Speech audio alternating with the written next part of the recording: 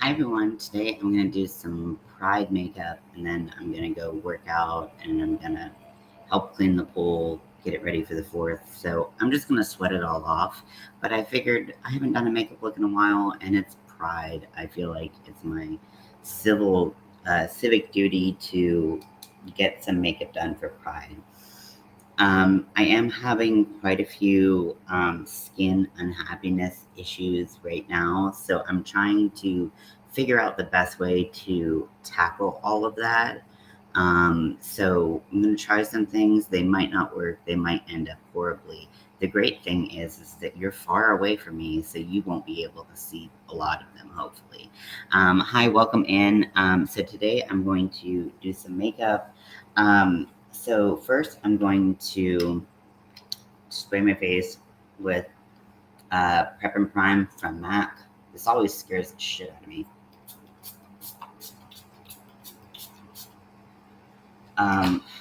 So my main points of concern, and all my big golden girls fan in here, so we're just gonna go with the blessed one because, you know, if you've got it.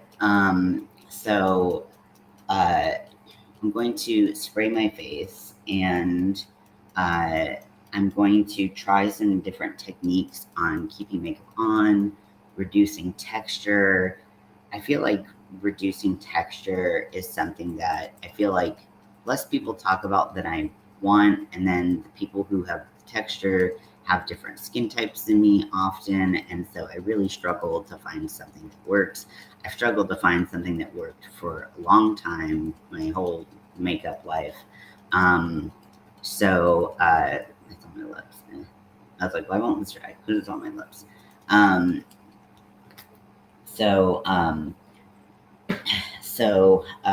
Let's just give this a try. No, I've tried for like my like pick marks from like my ice pick scars from my acne. I've tried putting scar wax in there before. It works temporarily, and then the makeup, as it settles and lives on your face for a little bit, it starts to sit really weird. Uh, Not gonna do that because really a lot of the texture is on my nose. My nose is very dry. And then also, I just made a big mistake with my nose the other day that I'm pretty embarrassed as a licensed esthetician to even admit. So I do have, and they're all healed, so I'm not putting any makeup on anything that's like open or tender or anything, but I do have some texture on my nose that I would like to get rid of. So what I'm going to do, so makeup often doesn't like to sit on my nose, and I know a lot of people have this problem where makeup just kind of like falls off your nose, and that could be because of the texture of your skin, or if your skin's oily or dry or things like that. So some people like to put concealer on it. Some people use eye primer. So I'm going to use a colored eye primer that's similar-ish to my skin tone. I'm going to use the P. Louise base for my nose. And I'm going to apply it with a sponge. Now, I normally apply this with my finger, which would be fine. Actually, I'm going to apply it with my finger, which would be fine. But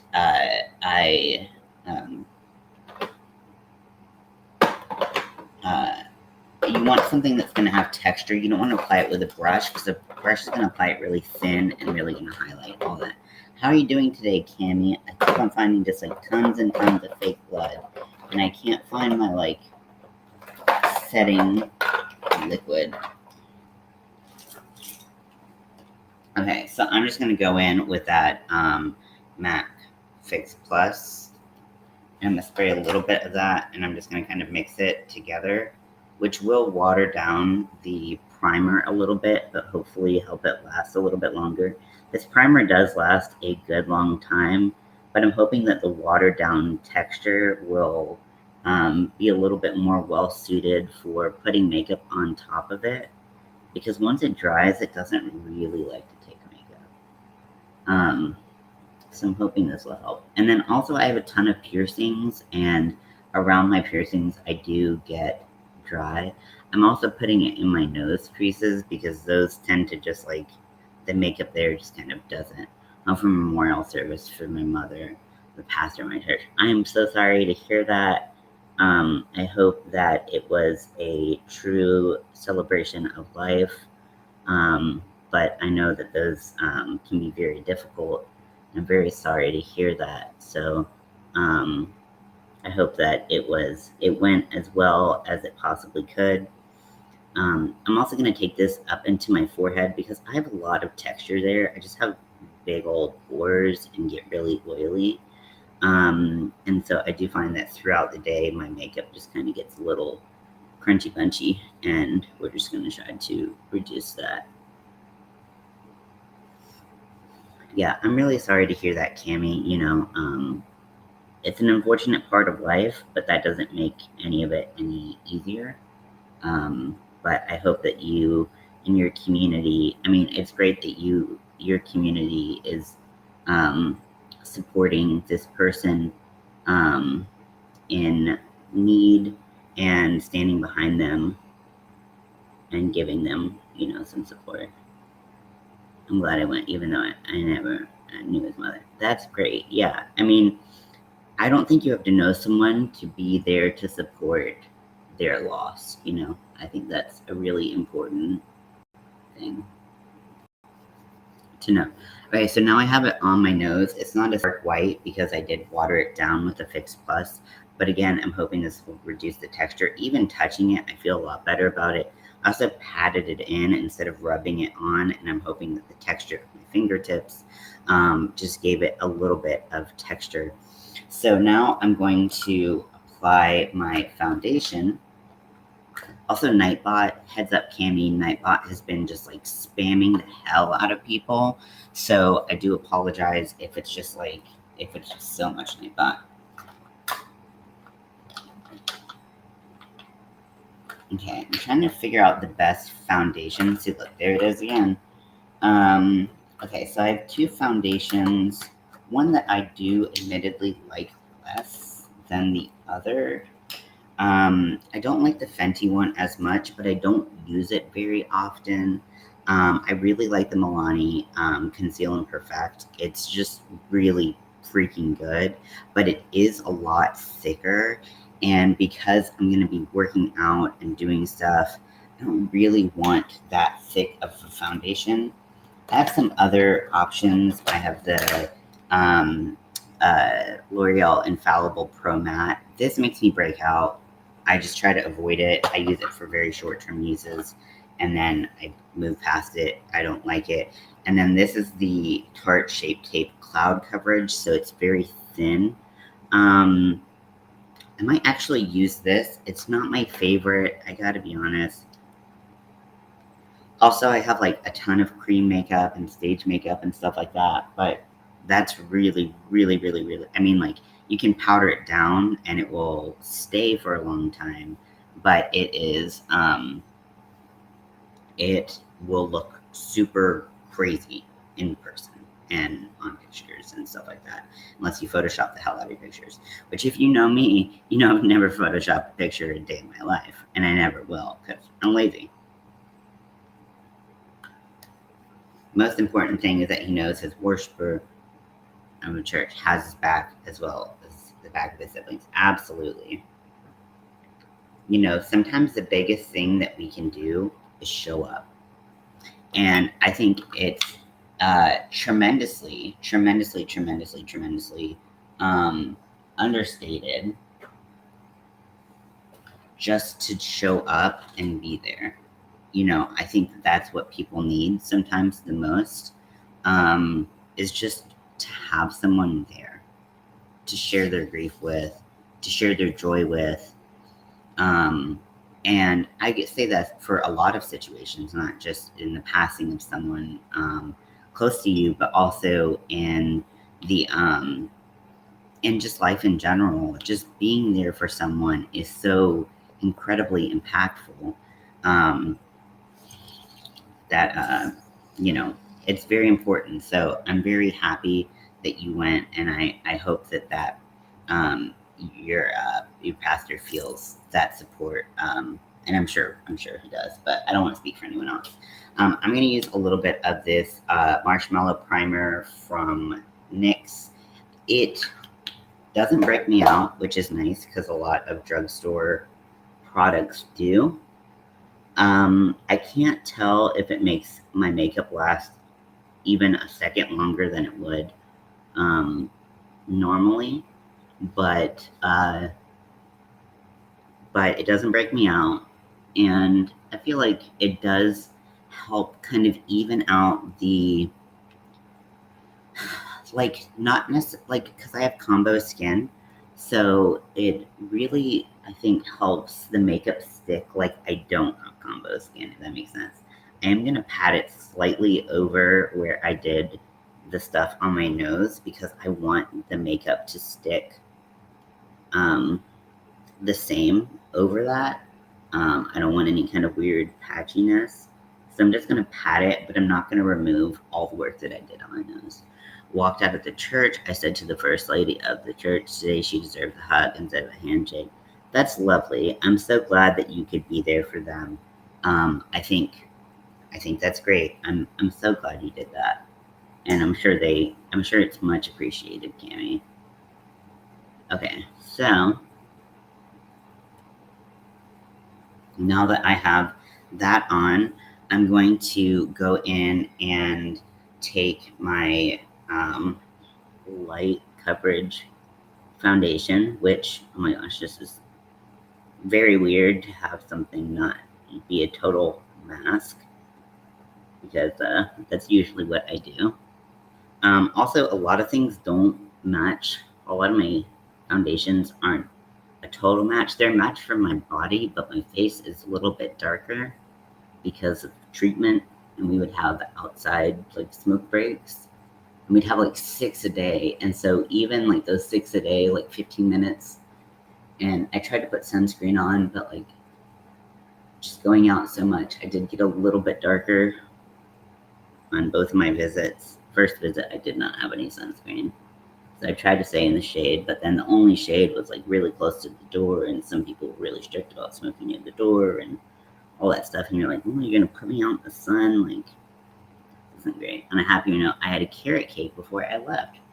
Ooh, nice. That sounds lovely. I'm always surprised at how much I like carrot cake. I had never had carrot cake until I think it was like maybe 17 or 18, something like that. I was in high school, and my friend's mom was a baker, owned a bakery business, and she was kind of a friend of a friend, but she still came to my small birthday gathering, and she made a carrot cake, and at first I was like, because I never had one, I was like, a cake with carrots? What the fuck? But I love cinnamon, and oh my gosh, the cake was incredible and so moist, which I hate dry cake. I don't really like most cake anyways, and I was like, this is amazing. This is actually really, really good. So I was really thankful for that, but I always forget that I like carrot cake, so thank you for reminding me inadvertently that I do actually really like carrot cake.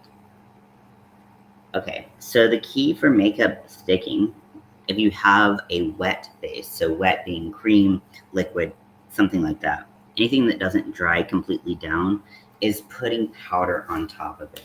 Now, powder is a pro and con because it helps it last longer, but it can look cakey, so you kind of have to be really careful about how you do this.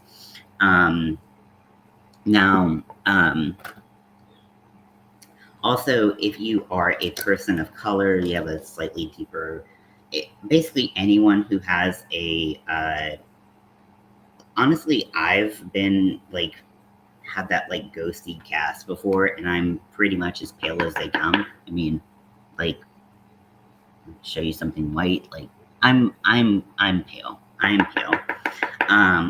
Fair, as they like to say. You can still get washed out in the, let me make sure.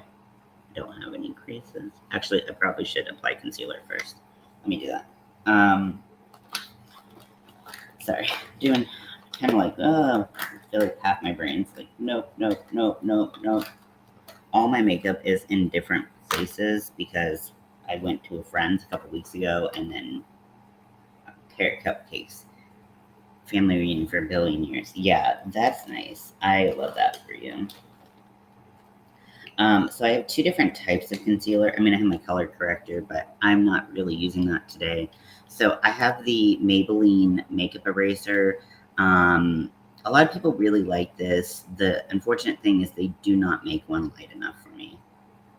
They just don't. And that's how pale I am. They don't make one light enough for me. So I can have one that's exactly my skin tone, that's the lightest coverage, lightest color that they offer. And then they also have the neutralizer, which sometimes I use under my eyes. It's very thin. I don't know what people are talking about when they're like, it's so much coverage, it's so great, blah, blah, blah, blah, blah. Like, it's not. It's good. It does the trick if you want like a very natural look, but I never go for like a super natural look. So I really like the Makeup Revolution Define and Conceal. This is my tried and true, go back to time and time again. I haven't tried their foundation because I'm so happy with the Milani. And so many foundations from the drugstore do break me out. So I have the color C.5, which is almost white. Now, they do have some lighter colors that aren't quite white since they've expanded their range. C0 is actually white, and then they have like a C.1 and a C.25. So they have made really light ones. And then the color C4 is like my actual skin tone. So great for concealing blemishes, whatever. So I'm going to apply a little bit of concealer. I don't really care that much about being like the brightest person ever. I don't really apply that much. But I do like to use some concealers sometimes to do some masculinization on my face. I know I say I'm a lot. I do apologize, but it's just who I am. It's like, honestly, it's ADHD brain filler. Yeah, I was just about to say, but so I honestly get really self-conscious about it sometimes if I really think about it, but I try not to. So I do, if I'm doing like a little bit of like more like masculinization on my face and not just kind of like my routine masculinization, my makeup, I do try to apply a little bit more strategically. Now, it can really help with the illusion of having a, kind of different face structure. So that's why I like to use it. I do use a little bit under the eye. I don't use a lot. I do have like very slight bags under my eye. So a lot of product there will just serve to crunch it up and get it nice and, terrible looking. But I don't really just like go for like the crazy concealer that I feel like a lot of people do. Because honestly, I put so much eye makeup on, a lot of it just kind of disappears. But the inner part really needs some help sometimes. So I'm gonna load up my powder puff with powder. I'm gonna go in close, and I'm gonna make sure that I don't have any wrinkles or any lines settled in under my eye before I put the powder on. Because if you have like creases in your makeup and then you set them, you're not going to get them out. That's just the nature of setting. So I put the most powder in the places where I get the oiliest. And the thing about makeup is you can do makeup that looks good right now for a picture. You can do makeup that looks good for an event or for a night. And it might, if you do it like that, it might not look good immediately. It might look a little cakey. It might look a little dry. But all of this, especially if you have oilier skin, all of this is a tool for helping the makeup last longer. Because once your skin naturally produces its oils, the oils will attach to the powder and it'll settle in and look a lot more natural. So it might look a little cakey at first, which is why a lot of people who don't wear makeup, they're like, it's way too cakey, so they take it off. But if they gave it a while, sometimes it would work a little bit better. And then conversely, some people were like, my makeup looks good, and then it looks really terrible later on. It's just about thinking about why you are powdering the way that you're powdering. Now, in places that I'm really oily, I let the powder, I'm using translucent powder, my Coty Airspun Classic powder that just is super reliable. It's super good. I've never found an expensive powder that I liked as much as I like this one. And this one, I think I got for like, they're raising the prices on a lot because they realize so many people like it, but it used to be like $5. The cheapest place I found it is Walmart. I get the extra coverage one. You can get the regular one, but the extra coverage one I like the best. I don't like the ones with the color in it, personally. But if you get oily there, you don't want to let it, you want to let it sit for a while. Now, if you don't get oily there, or if you don't need that extra coverage, you don't want to let it sit on the skin that long. So under my eyes, I don't get oily, and I don't really want it to get super powdery and gross and whatever. So, but like my forehead, my T-zone, the side of my nostrils, a lot of people forget that. I kind of let it sit. And then what I'll do is I'll start using other powders to take that powder off with. This is totally optional, but for me, it's something that I really like. I just feel like it looks nice. You don't have to do this. It's an extra step for me being an extra person. I don't know why y'all acting surprised about that. Hey, welcome in. I'm doing makeup, and then I'm going to go work out, and I'm going to go clean the pool to get ready for the 4th and do some laundry. Like, I'm going to sweat all this off, but I wanted to do some Pride makeup. So 20 minutes in, I've just done my face, so we're at a blank canvas. I've got a lot of texture on my nose that I've been trying to figure out how the best way to avoid it just looking like the hottest of messes. So what I'm going to do is first I'm going to take, so this is because I'm super pale and I like high contrast things. I'm going to take Ben Nye Super White Professional Face Powder. Now, this is super, super light. I can't explain this enough. Now, this is the same brand that brought you banana powder back in 2015, 2016. I mean, they had it way before that. And they have fair and like medium and dark. They don't have a lot of skin zone ranges. But the super white's good for setting like clown white makeup and stuff like that. But it can be really good for brightening areas too, as long as you kind of combat it with other things so that it's not the only thing that you're relying on. Otherwise, you're going to look a little crazy. So I'm going to take a smaller brush. I'd use my normal powder brush, but it's just way too big. I'm going to tap off a lot of the excess. And then I'm going to just gently apply it under my eye into kind of the planes of my cheek that I want to be a little bit lighter. I mean, it's pretty noticeable when the light goes on. But if you were to take a picture of me right now and there were flash, I would look like a straight up ghost. So you want to be really mindful of the scenarios in which you are taking pictures, because that really does make a difference.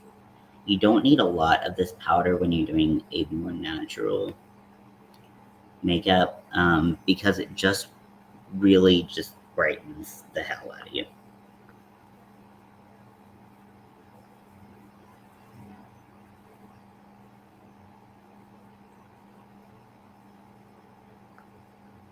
Always forget to do cream contour, whatever. I kind of prefer to do it with powder anyways. Cream just kind of, the cream that I use is so light anyways that it just doesn't, it kind of goes away and I have to reinforce it a lot. But anywho, okay, so now I'm gonna go in with a skin tone powder. Now this is fairly light. This has a lot of coverage. So if you just like powder foundation, I definitely encourage you to try this. This is the Maybelline Super Stay 24-hour powder. Holy garbage is this so full coverage. It's insane. It's insane. You could wear this just by itself if you were that type of person. I'm not. So I'm just going to take this and I'm going to go over my whole face, and I'm going to go in circular motions because I also want to brush off any of that excess powder. I'm also going over the places where I put the white powder because this is going to help reduce any white cast. I'm not putting a whole lot on my brush because it does have so much coverage that I just don't want or need all of that.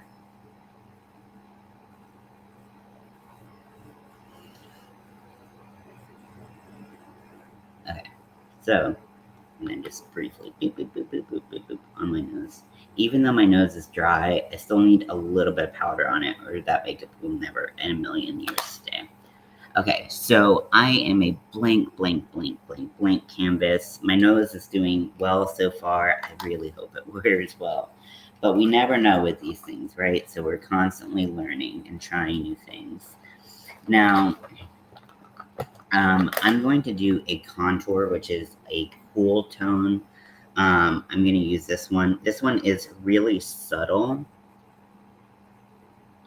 but I do like it for just some like subtle face shaping.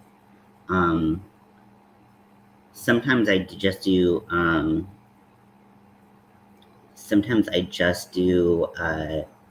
bronzer, but I feel like bronzer kind of shows a lot more where you've been, and contour is a little bit, can be a little bit more subtle in its approach.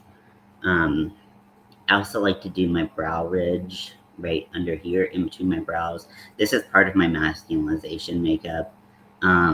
It just, for me, it helps the brow seem further out, which is, a more masculine look. So that's part of what I do. Some people don't like the way it looks. Always do what feels right for you. If you like it, then that's good enough. At this point, nothing on your face should be sticky. Everything should be dry with powder. Now, with the nose, because with my masculinization makeup, I just kind of like to make my nose look bigger because I have a small nose.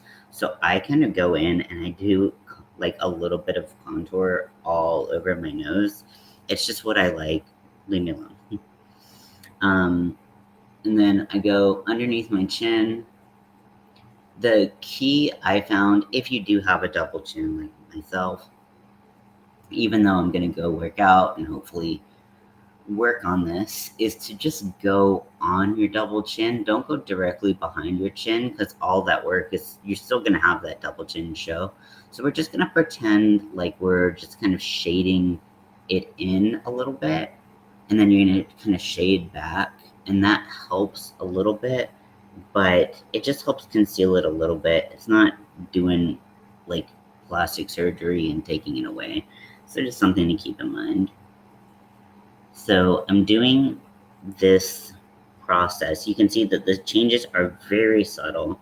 Now I'm going to go in with my bronzer. And this is really important for bringing color and life back into your face, which if you're doing like a goth makeup or something like that, like maybe you don't want a lot of like life and, or like a vampire look. Maybe you don't want like a lot of life and vibrancy in your face. That's fine. You can skip this step.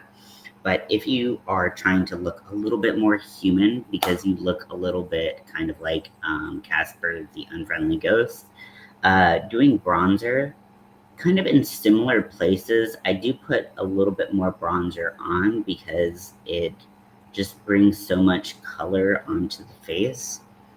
And it's pretty much going to be in the same spots that you had your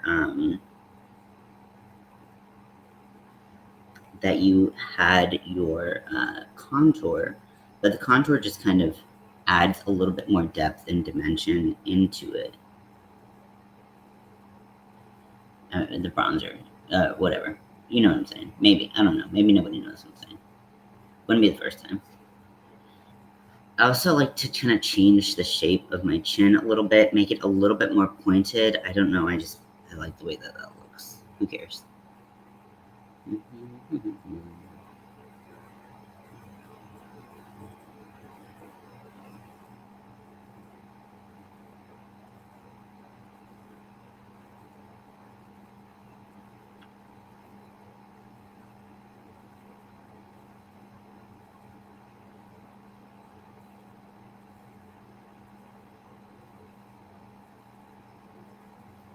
So I found that so I have a very round face just naturally. The key to having a more masculine looking face, and I'm just going to put everything in air quotes because who cares what is even a masculine face? But I like to reduce the amount of curves on my face, keep it from being so rounded, and making it a little bit more angular. Now, if I try to do like something crazy angular, which some drag kings do, and it looks great on them, but it does look a little bit performative. For me, because my face is so round, if I went out and I did that sharp angle, it would be just super obvious. But if I have something like this on, it's not crazy. It's not like, it's a lot more subtle and wearable. Now, with bronzer, I just like to apply it on the bridge of my nose. And this is how people used to apply bronzer. It was in the places that the sun would get your,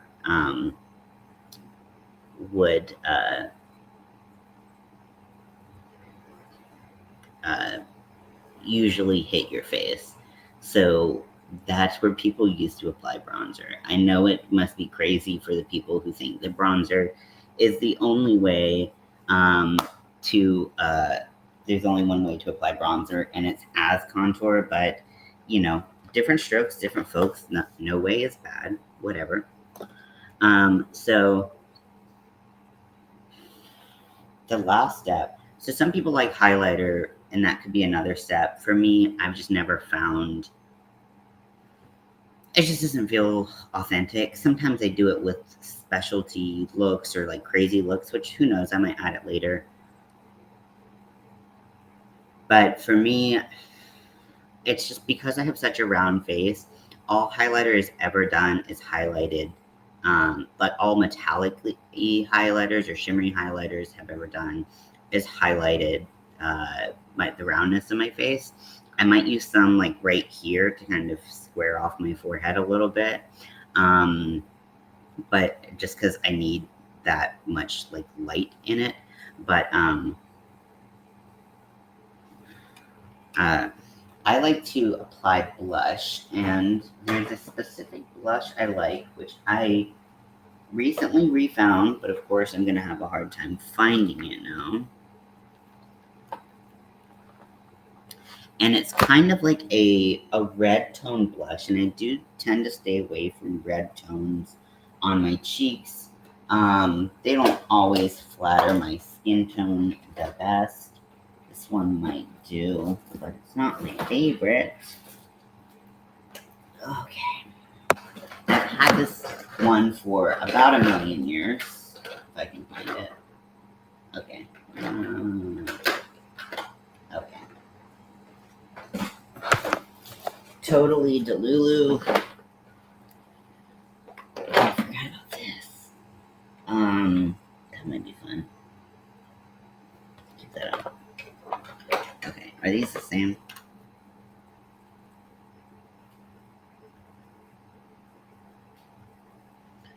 Yeah, they are. Okay. So this isn't my favorite blush, but it will do. Now, you could go different colors, but for me, when I'm doing mask makeup, I like to, the thing is, most men have, if they're not wearing makeup, they have some natural redness right here. They don't have these very clear white triangles under their face. So and also because my face is round and I'm not trying to highlight that my face is round, I'm applying it vertically and I'm not taking it all the way out here. And it makes a big difference in just how everything looks. It doesn't increase the roundness of my face. Now, if you were doing a more feminine look, you could do the vertical and then just kind of blend it out a little bit. But putting blush in the apple of your cheek, that's never, ever in a million years worked for me. So a lot of the makeup that I know that I've learned over the years, it's just trial and error. And it's fun. It's fun to learn. So, now I'm done with the face portion. I'm actually going to take that color and just bring it into my forehead a little bit because I feel like it looks a little weird. I don't know. Sometimes if it's on the cheek or in the contour, I just bring it on my forehead a little bit. It just looks a little bit better, like the color belongs on your face. Again, this isn't my favorite one. My favorite one is so good, but I just don't know where it is. I bought it so many years ago, and it's just so perfect. Okie dokie. Now I did shave my mustache because it's coming in, and sometimes I do like to fill it in, put a little bit of shadow, but like right now it's just a little weak sauce. So I'm going to do my eye makeup, and for this, let me see what colors I have. Okay, I'm not gonna do a rainbow look. I've done many rainbow looks. There's a lot of rainbow looks out there. I feel like they're all beautiful. For me, I really want to highlight the trans flag. I could do the pan flag if I wanted to, but they're just not my favorite colors, if I'm being honest. They represent, what part of me, but the colors don't get me going. So anyways, we're going to go back in with that same eye primer that I put on my nose that I watered down with MAC Fix Plus, but I'm just going to use the primer itself. Now this primer, the P. Louise primer, is more expensive. It will last you so long. I have had this for years, and I still have probably a third of the tube left. It does come in white in addition to other colors, and now they're coming out with so many different colored eye primers. I'm really interested in this company called Makeup a Murder, and they have such beautiful things, and they have a pure white and a pure black primer that I've been drooling over, but you want to make sure anywhere you put eyeshadow, you put a little bit of primer because it'll help it last a lot longer. I put a little bit underneath my eyes. I don't put a lot, but it just helps it stick better, I think. Stink better? Did I say stink better? I don't know. You don't need a lot of this product. A little bit goes a long way, which is why I've had this product for years. I've used it for so long, for so many looks, and it's still working really well. I do want to make sure that I get the inner corner really well because a lot of times that is where I fuck up and my inner corner doesn't show up as bright because I didn't put it there. Now, when you go into your inner corner, especially because that's kind of where a lot of focus goes, surprisingly, maybe. I don't know if it's surprising. You want to make sure that you go in with a clean finger and you tap out where you applied that primer. Because if there's a stark line, once it dries, you are not getting rid of it, and you are going to look bonkers. So you want to make sure you get all the little crusties out of your eyes. Probably a good first step, but you know, I don't think ahead on these things. Do you know me? Okay, so nice and blended. Okay, and then we're gonna go in and we're gonna start doing our makeup. And you're like, about time. It's 40 minutes in and you're just starting the eyes. So I want to go in with a rounded brush. I want something like this, but I want something a little bit smaller. I have very small eyes, and I was always confused when people would recommend brushes. Back when I was watching all of these makeup tutorials, and they were using these brushes. They sounded amazing. I would try them, and then they were so big on my brushes, I couldn't get that definition. So for me, I always have to size down with my brushes because I have tiny little eyes. So you want to pat out any creases before you put your makeup on.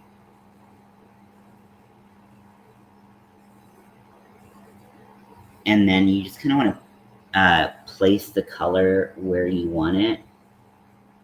It doesn't need to be blended. In fact, it really won't be. And that's going to annoy the shit out of you if you're me. But I'm going to try to do like a little halo eye. I think I've done something like this really recently. So I don't even think that this is like breaking ground or anything here.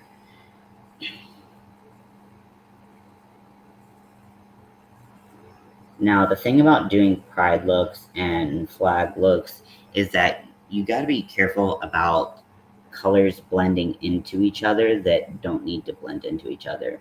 So because I'm starting with the blue on the outside, I don't want the pink to blend into it. So I want to be really careful about how I apply the blue. Now, once you have it placed, you can blend a lot easier.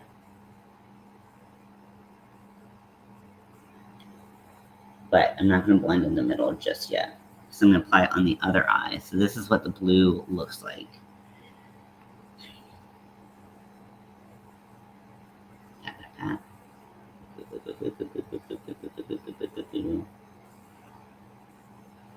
And this is what having a smaller brush will do. It's going to give you a lot more control. If you've got big eyes, you can use a bigger brush. But for me, it was harder to find easily accessible brushes when I started for my own makeup because I legitimately had trouble finding things that were appropriate for my eye size. You might be like, wah, wah, wah, wah, wah. But makeup has come so far in how much, like, how accommodating they can be to different shapes and sizes that I don't think that any people who are just starting to do makeup now realize how freaking hard it was to get, like, good color payoff and, like, good brushes and all of this stuff. Like, it was not easy. And I know even before I started doing makeup, it was even harder. So I'm not trying to erase that. But, it's something to keep note of.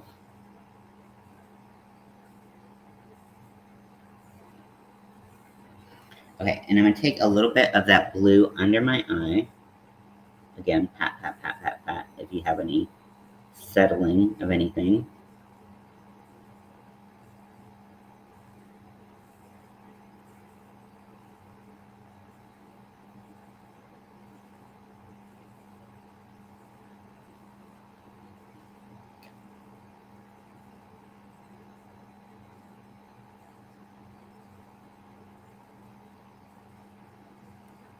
always remember, and honestly I forget all the time, but remember, if you set a crease, you will get a crease. It will stay creased. So just keep that in mind if you want to avoid them. Really want this color to blend out a lot more, but it's just not. So just apply more.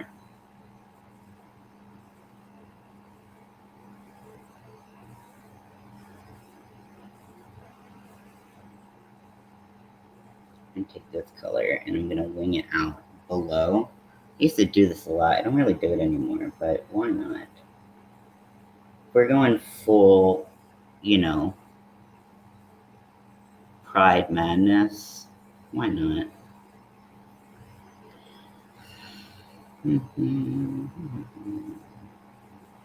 I'm like, I'm gonna go work out. I mean, I worked out last night. I can't do much because I haven't been working out because I'm lazy. Not lazy. I've been depressed. I've had a lot of mental health issues, so let me give myself a break. I'm gonna go and apply the pink next to the blue. Make sure you don't blend it into a purple color. And being depressed, it's so hard to work out, so hard to take care of yourself. Honestly, when you're depressed, you're just focused on surviving. You really just could not give a shit about working out. And the more you beat yourself up about how much you're not being active, the worse your depression gets.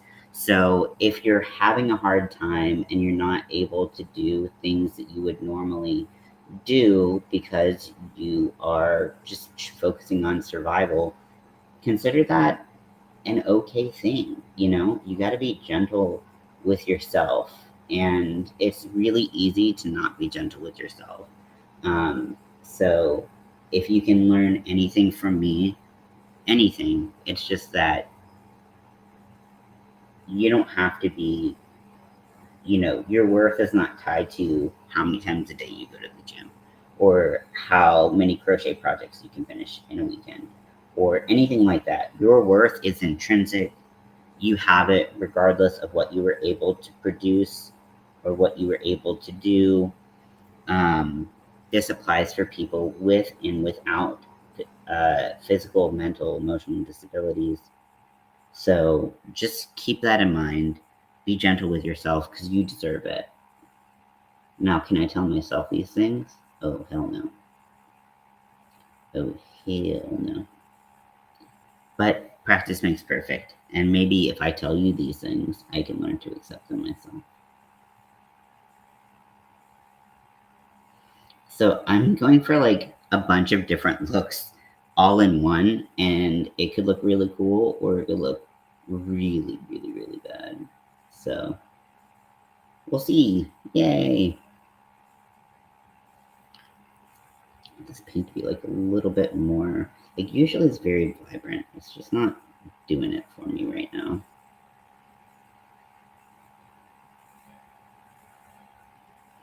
Okay. And then I'm gonna go back to blue because this side just wasn't serving. I need to serve and protect.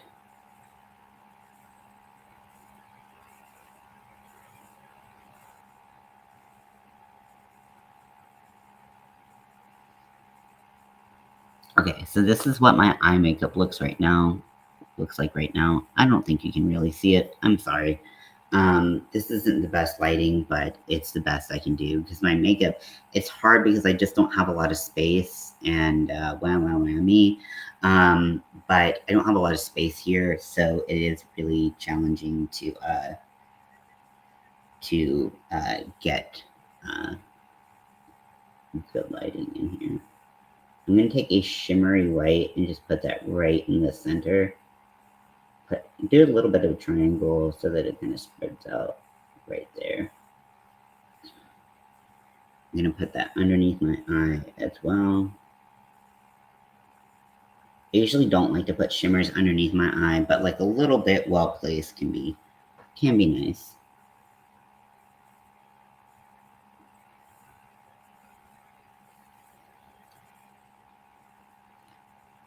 Now, if you want your shimmers to really pop, you can place them down, and then you can wet your brush with a setting spray, and then you can go in and pack your brush up.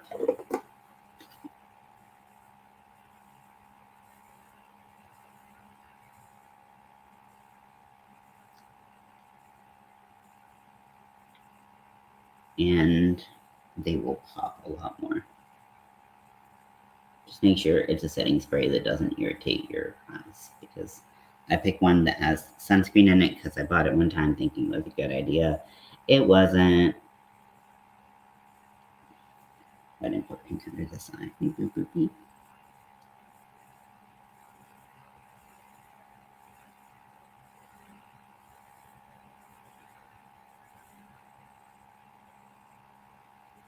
Okay, so now we're gonna do a bunch of different things to make this look just totally bonkers, crazy, extra, whatever. So I really want to have some definition to my eye shape and things like that. The first thing I'm going to do is I'm going to go in, and I might go back and forth with this. But the first thing I'm going to do is I'm going to take a white gel eyeliner. This is from Notoriously Morbid Makeup. A little bit pricey, but on par with like the rest of the market. So like, I don't know, can you say that they're pricey if they're you know, kind of the same as everybody else? I don't know. So I'm going to take my eyeliner brush that I use for them, but I'm going to take the end of it. I saw this trick and I was like, oh my gosh, this is so smart. Because I have really hard time finding pencils that will last on my waterline. But you can take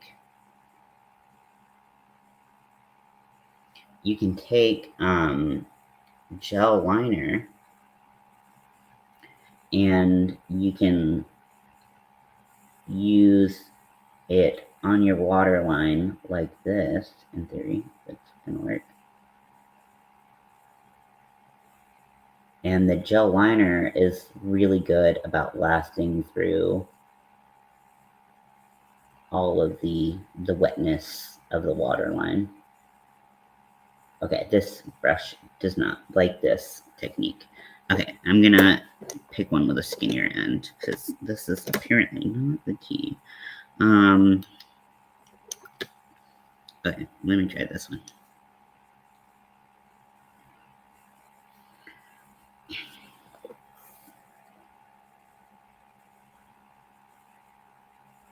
There we go.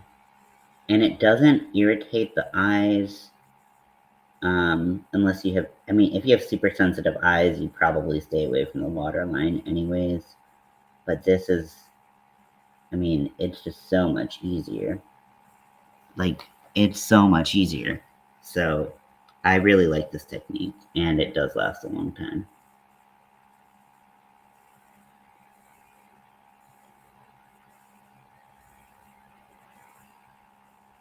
I forget which makeup artist I saw doing this, but I was like, you are so smart. Makeup artists are some of the craftiest people in the world. Like, the way that they can take, like, oh, I'm gonna take hairspray and I'm gonna do this with it, or like whatever it is. Like, they're just so smart. And I'm like, you're so smart. You're so cool. Be my friend. Be my friend.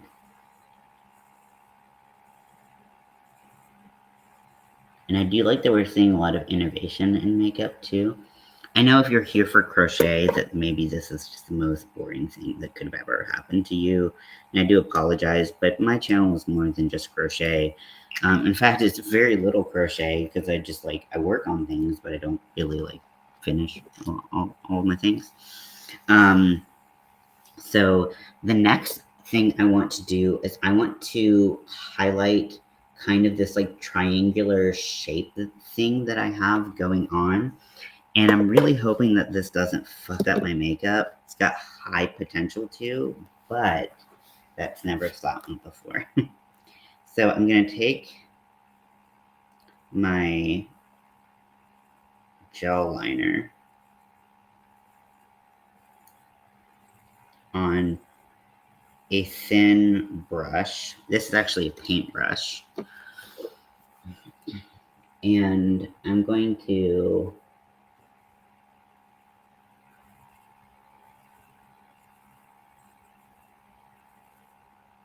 just start tracing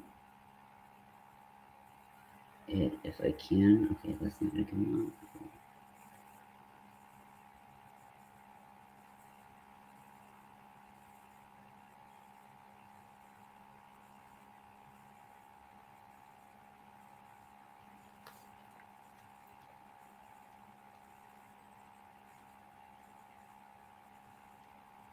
Now you can use a cream, like clown white or something like this, for this, but I wanted it to last,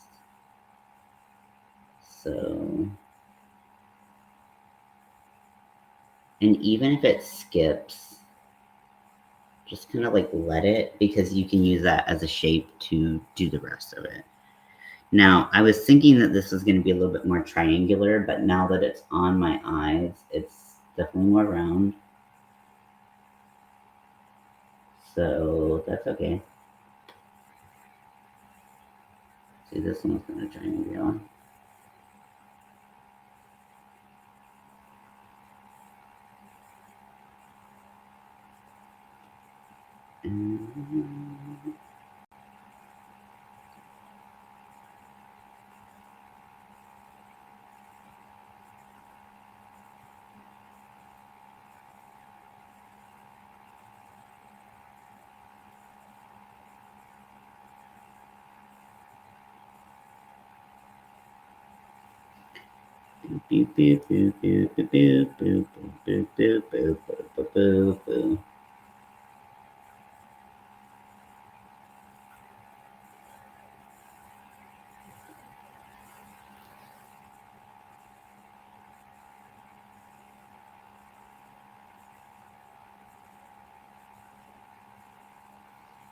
So once you kind of get the general shape, that's when you can start kind of taking the skin on your eye and holding it to get a more taut surface to do this with. So,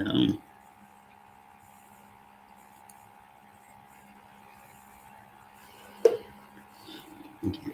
So I'm gonna just look down. I have my mirror in my lap. I'm just gonna take this.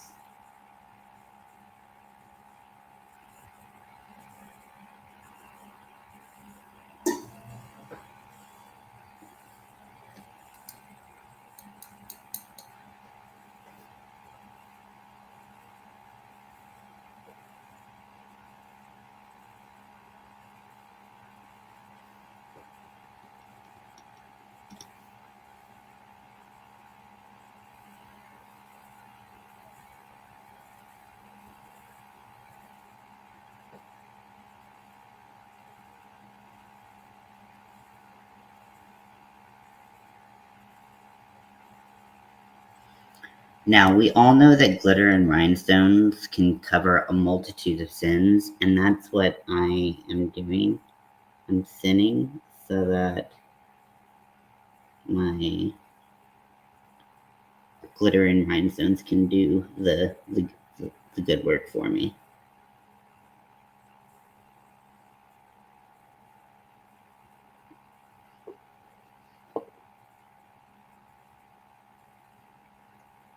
There's something on my brush that was making it weird. I don't know what's going on with this eyeliner today, but it's not giving me the primacy. It's not like it's drying out, it's just like turning consistency.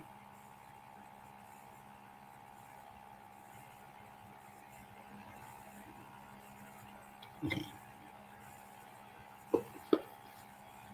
Good enough. It's not great. it's not great. Okay. So I'm going to take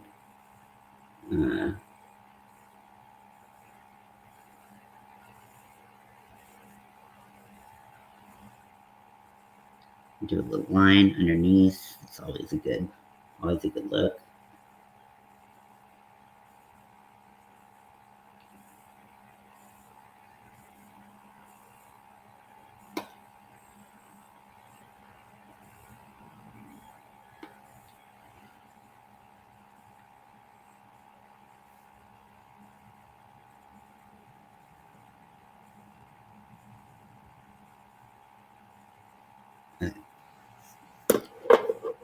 So now that I have that and I'm questioning all my decisions, like I said, it could make or break this look. And oh god, I think I broke it. I'm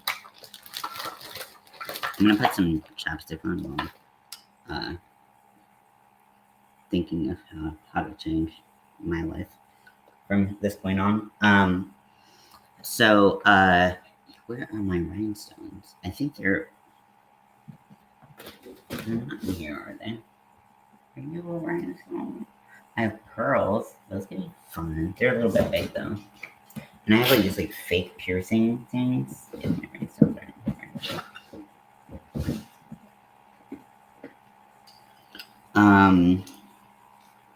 I'll have to get up to get my rhinestones. But let's put some glitter on.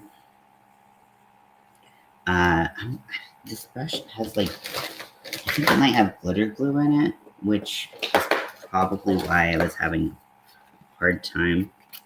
So I'm gonna use my brush cleaner and just kind of get whatever's in there out.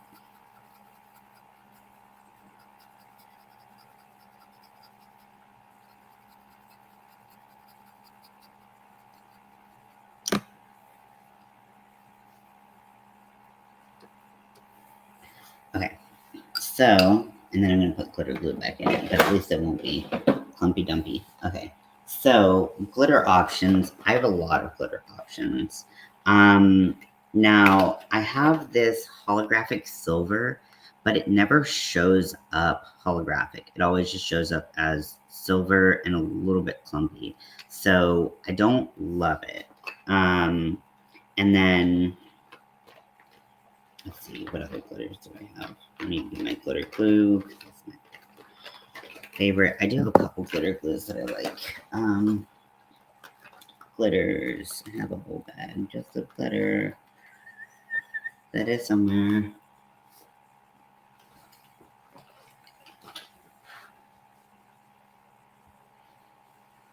Glitter bag.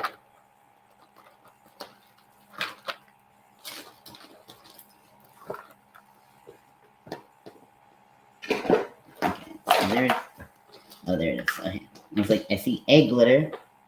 It was right next to the glitter bag.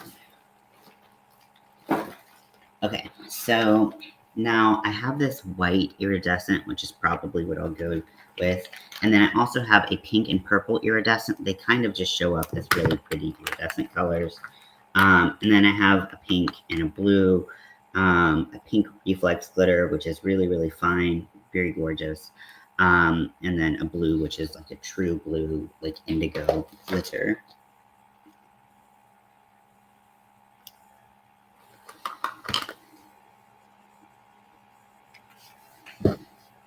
So I'm gonna go in with my glitter glue. This is the NYX one. I also really like the, what is the other one?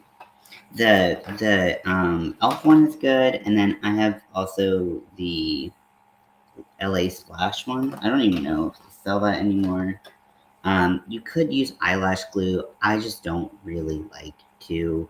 It's not my favorite thing, because I don't know. I just feel like it just doesn't do ever what I want it to. Now, with the glitter glue, you want to apply it anywhere you might want glitter. Not just like in the places you definitely want glitter, but if you want to like blend out glitter or anything like that. In this case, I'm trying to do like a pretty distinct glitter line, but if you don't have glitter glue there, it's just going to fall off throughout the day or look a little messy. Glitter is a little challenging because it doesn't blend, which I know makes it harder to make a like seamless like makeup look or whatever. But just practice with it because glitter is fun.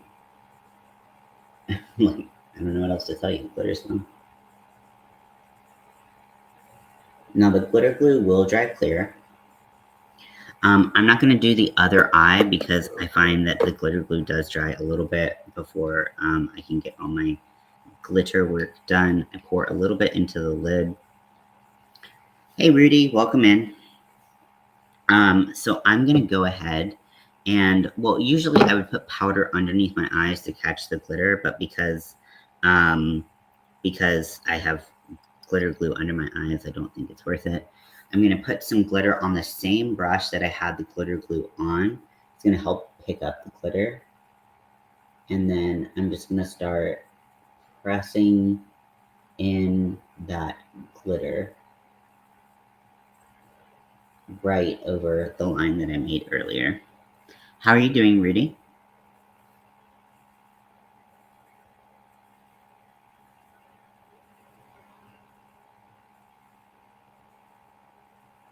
And all my mistakes and like misgivings with the glitter with the eyeliner are really covered up by the glitter, which is why I love glitter so much.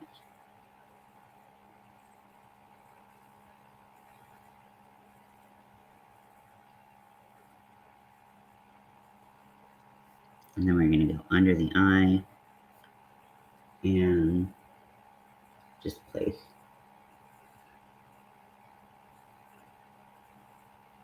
some glitter there. Guess I did not put enough glue. You can go back and forth. Once it's on your hand,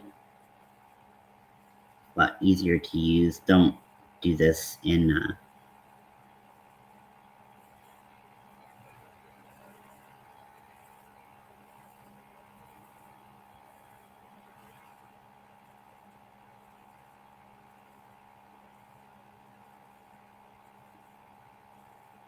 I don't know what I was trying to say, but don't do whatever I was going to say.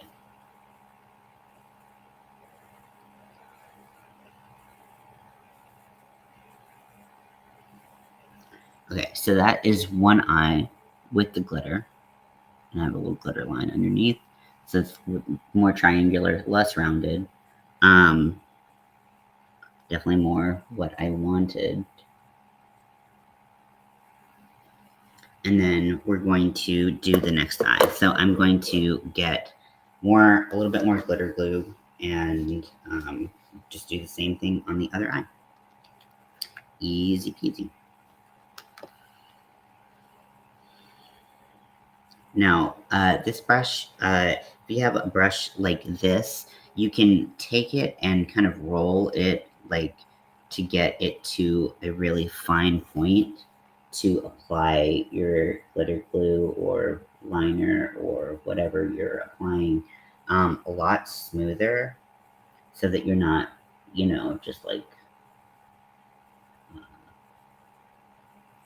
applying things, how you don't want. I don't know if any of what I'm saying makes sense. That's kind of the story of my life, but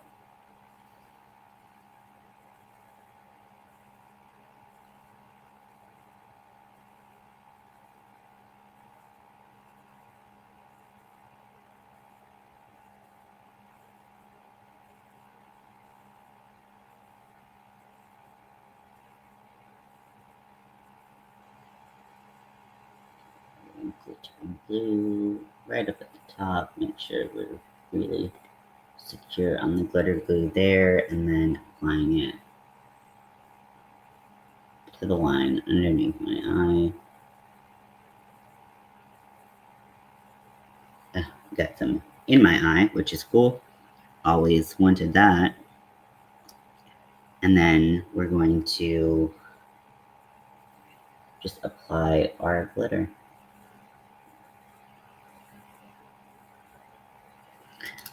I really like iridescent glitter. It works in so many situations. I actually prefer it over a lot of the pigmented glitters because you can use it as eyeliner. It enhances whatever color you have underneath it, which is why doing the white underneath it was so important. The reason I didn't use cream liner or cream on for the shape that I did is because it creases so bad on me, and it even I could powder it, I could glue over it, I could do literally whatever, and it would still kind of end up a mess. If you don't have hooded or small or mature eyes, maybe you can get away with just doing like a cream and then doing stuff on top of it. But for me personally, it's just never been a reality for me. So that's okay, just adapting, right? We're survivors, we're adapters.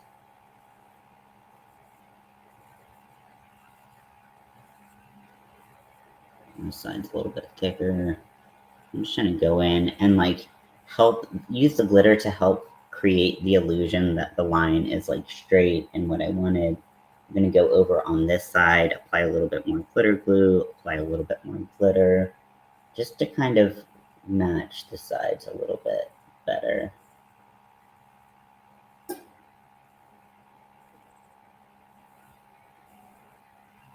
This side is a little bit like the glitter is.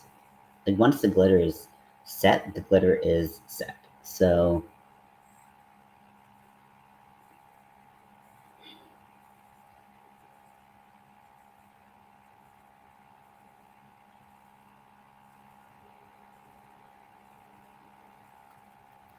and then I'm also gonna take, I just really love this look. I'm gonna take some under my eye in the kind of tear duct area, and I'm going to apply some glitter glue there.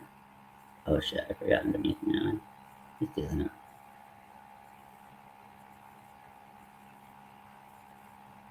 This is gonna look really cool once I have a eyeliner on. Like the black eyeliner that I'm gonna put on. I wish I had a navy gel liner. Maybe that would be a good investment.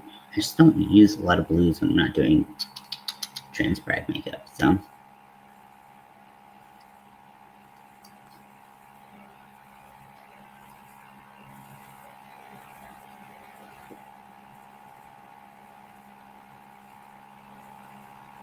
When in doubt, just put a lot of glitter on it. It's kind of like a fix-all. I love glitter. But people who know makeup will know that you have what you've done. They'll know that you just put glitter on something to hide your mistakes. So you won't fool them, but you'll fool people who don't know makeup that well. So if you're trying to fool people, maybe you're not. I don't know. Sometimes I am, sometimes I'm not. Just applying glitter a little bit of everywhere because glitter makes things better.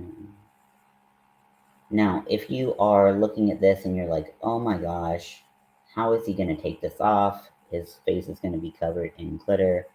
There is a possibility of that, of course.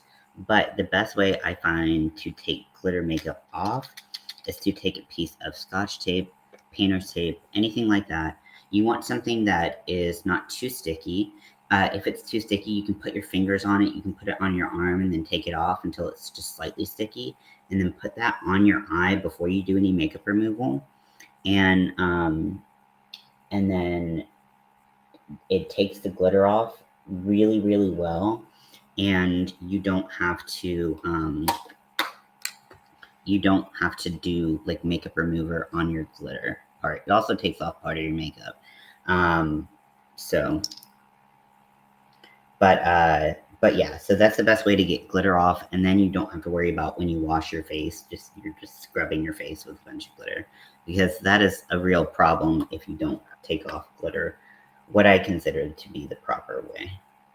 And we've all done it, we just had makeup remover and we just went for it, and then we're like, oh shit, that's awful.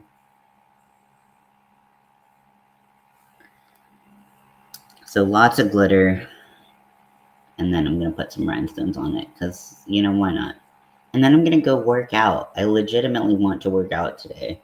Honestly, this makeup has already taken, I mean, I take a long time doing makeup, so it's the fact that I have this much on, given that I've been on here only an hour and 15 minutes, I think it's pretty good. But maybe you don't think that's good because you like to do your makeup in 15 minutes. Everybody takes different amounts of time. I am pretty much slow in everything I do because I am very ADHD. And so, if you're like, wow, that's so much time for makeup, I mean, that's cool for you. Like, if you don't want to spend that much time doing makeup, no one's making you, right? It's just something that I do, and I like to be very thorough on. So let me go get my rhinestones. You're going to see my eyeball boxers, but they're really cool, so I'm not ashamed. Look at that. Aren't they cool? They're red and a little low. But yeah, they're eyeballs. I got a set, my wife got me a set of boxers from Old Navy that are all Halloween based.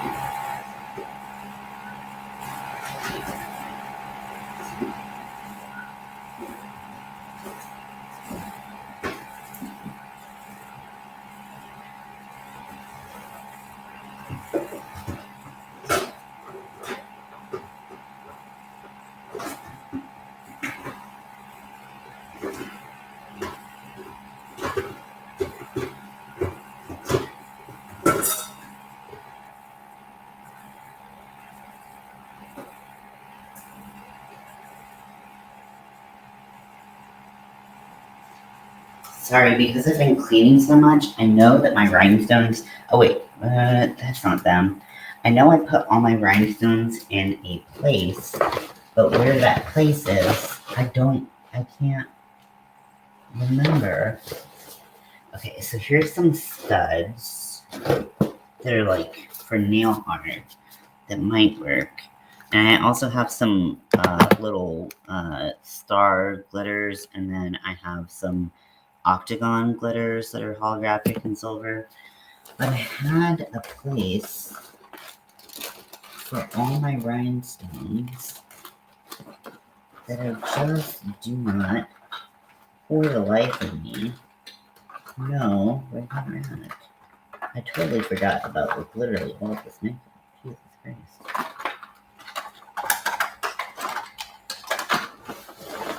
Where are my fucking rhinestones? How to upset like an angry queer. Like, where are my rhinestones? Oh wait, I think I know.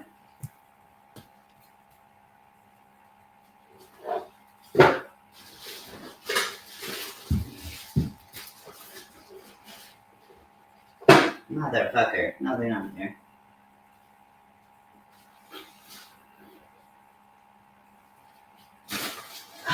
Where are the rhinestones? Where are the rhinestones? Okay. I'm thinking tranquil thoughts. I'm thinking, if I were a rhinestone, where would I be? Here are lashes. Here are special effects makeup. Here are more special effects makeup. Here are a bunch of fucking random ass things.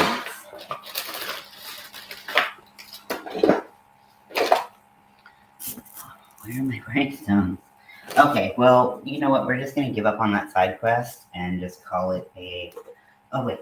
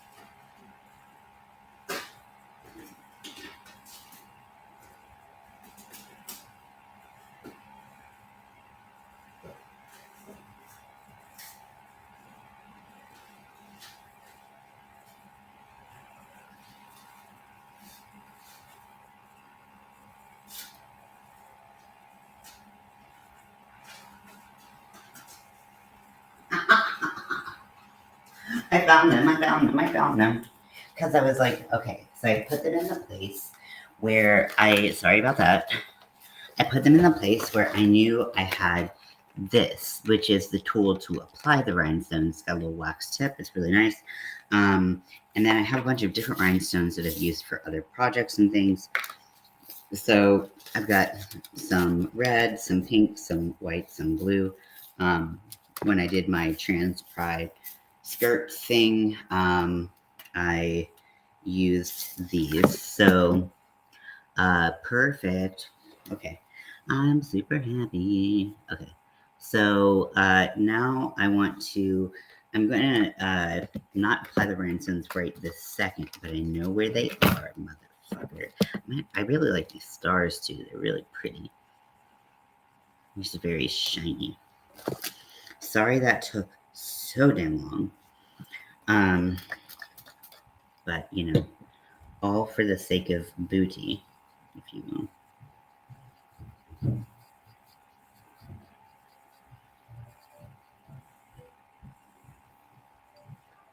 Don't mind my phone ringing. It's definitely not spam.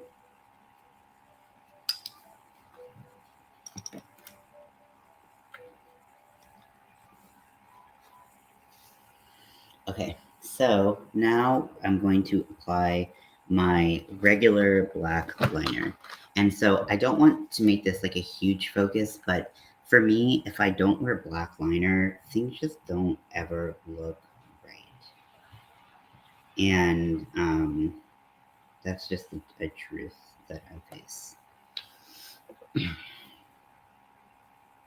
gonna try to keep it pretty thin, but famous last words. And then I want to wing it out with the top.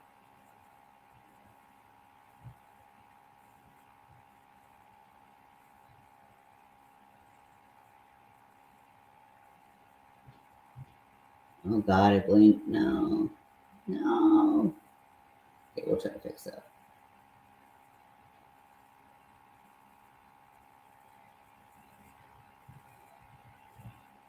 Okay, it's thin except for the mistake right in the middle, of course.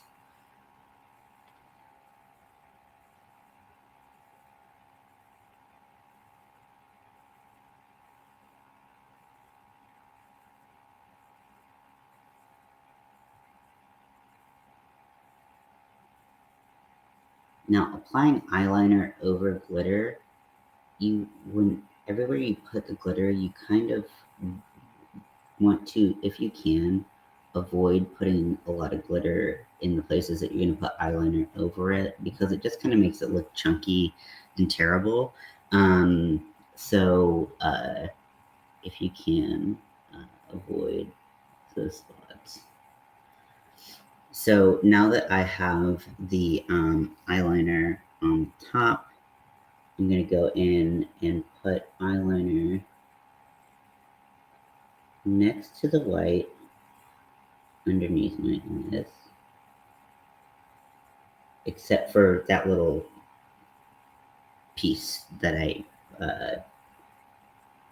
put there. And then what I'm going to do is I'm going to go in under that little chunk that I put in my tear duct area, and I'm going to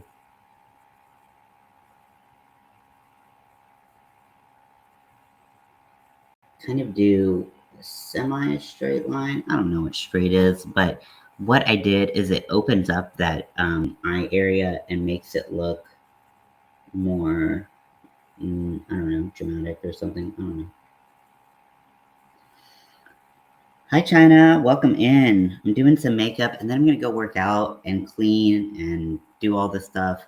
You know, really great and effective idea. Really, it's really dumb. But I just wanted to do makeup. I always do a Pride themed makeup look. And so I'm doing like a little trans Pride nod. Side's not looking as good, but you know, whatever. Said I could do makeup. Didn't say I could do makeup well. Sometimes it looks good. Sometimes it just is not It's not the tea. It's just not, just not happening that day. But I'm gonna put eyeshadow around it, and it's gonna look a lot better. How are you doing today, China? How's your How's your Bulls blanket? I almost called them the Durham Bulls, but because they were the Durham Bulls before they were the Chicago Bulls. So for me, being from North Carolina, it's so natural to call them the Durham Bulls that I can't.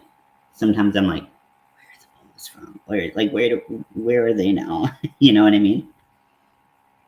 I don't know if that's stupid or not, but it's what I'm doing.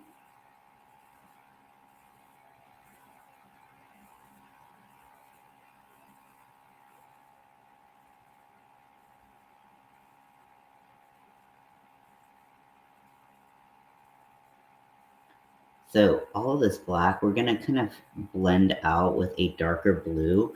So it's gonna give a nice, like, it's gonna kind of make it look nicer and a little bit more, like, I'm not too worried about any of the black being a little bit uneven or anything like that. I don't really care about that. It's okay, it feels like it's taking forever to finish. Oh my gosh, yeah, I can only imagine. You have I've never finished a blanket other than a baby blanket. And even those, I'm like, I'm done.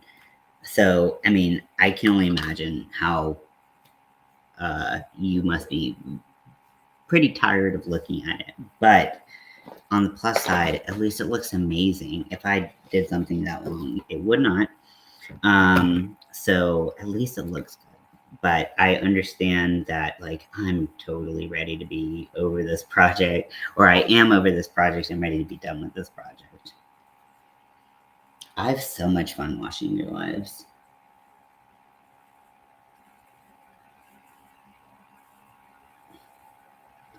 Because it's just like no bullshit, you know? And I really like that. And not to say that other people like do bullshit in their lives, but it's just like the vibe is right. I appreciate that. So going in with a slightly darker color is going to help things kind of stand out a little bit more. Everything that you put there before is going to kind of blend out a lot nicer. And it's just going to really make the whole thing pop. So while you want to be kind of sparing with the darker color, you also can have some fun with it, because who cares? It's just makeup. If it looks like shit, just take it off.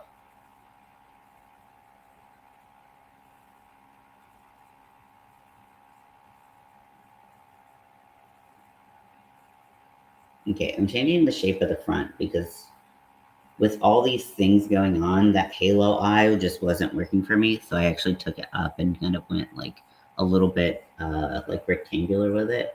And I'm liking that a lot better because it helps kind of form the shape that I want a little bit better. Again, who's gonna do this? Who cares? But I do. I care. I love makeup. Makeup is so fun. Makeup's always been an outlet for me. Um, Not only in like the broader spectrum of like gender expression, but it's just been something that's it was one of my first art forms. And it's just been really nice for me to be able to explore my creativity through it. It was my job for a while. It was what I wanted to do for a very long time. I wish the makeup industry of what I want to do here in North Carolina was more.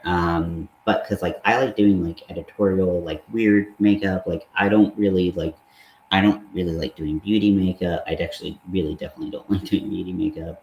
I don't like bridal makeup. I hate dealing with brides. Like brides, honestly, like there are some people who are so nice, and the minute they turn into like a fiance, they're the biggest bitches. And I'm like, I get that it's your day. I get that's what you want. Okay. But like it can become something that's so painful. Like the second to last bridal makeup I did, like she made me cry. like, and I don't like cry like that. Job is so dusty. Yeah. Oh my gosh, I totally get that. Yeah, I didn't do, I've gone through phases where I didn't do makeup for one reason or another. But it's always fun to get back into it. Like, I really don't do my makeup that much. I mean, if I'm on camera doing it, that's pretty much the only time I do it, other than if I'm going out with friends, which is not that often. But I'm not liking how this is blending.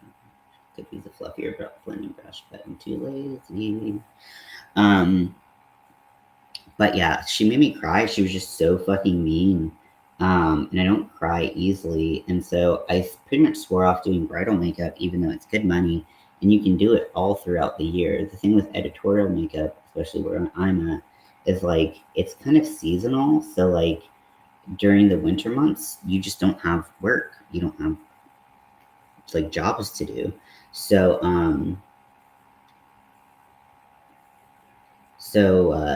I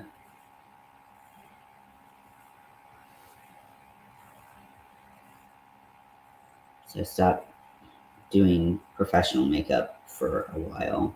But then Halloween would come around and then people want Halloween makeup, and then they're, boom, you're making money again. So it's a weird industry. But yeah, the last makeup I did, it went really well. The last bridal makeup I did, because it was a friend and we didn't have any money to get her a wedding present. So I offered to do her makeup because paying a makeup artist is pretty expensive. So I was like, okay, well, I'll do your makeup, if that's what you want. And she was really cool and almost made me rethink my wedding policy. But then I was like, not everyone's gonna be like her. Nope, nope, nope, nope. And then we have a mutual friend who, like me and my wife have a mutual friend who, she's fun to hang out with, but she's so goddamn extra. Oh my god. Like she's so like and will bitch about the smallest things. And I told my wife, I was like, because they were all coworkers. The second to last the last makeup I did and this girl. And I was like, babe, like I know we gave one of your coworkers I did her makeup for her wedding, but I was like, I just don't think I can do your other coworkers makeup. I was like, that sounds so stressful. I don't want to do that. And she was like, oh no, I wouldn't tell you to do that. I wouldn't even suggest that you do that. So we were on the same page, which was good. I don't know what inspired this triangular shape, and I know it's not even, but fuck it, whatever. It's makeup, it's fun.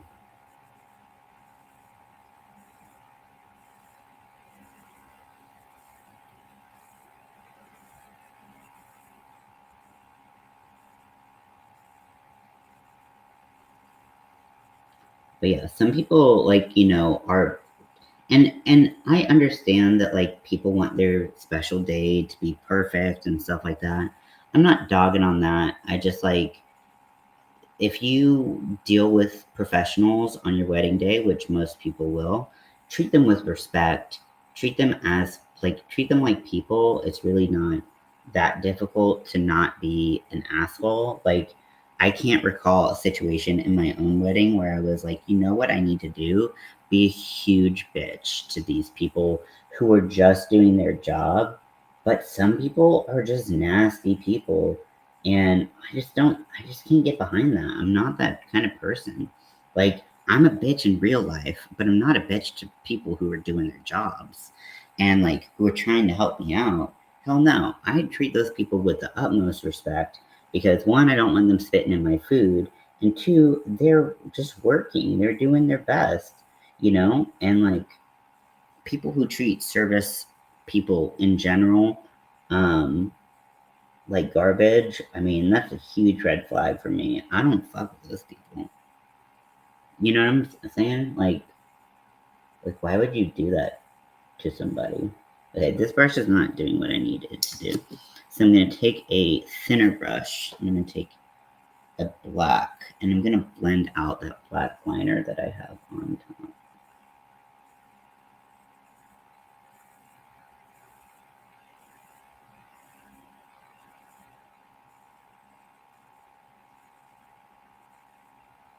Just because I want to give it like a smokier effect, especially into the wing.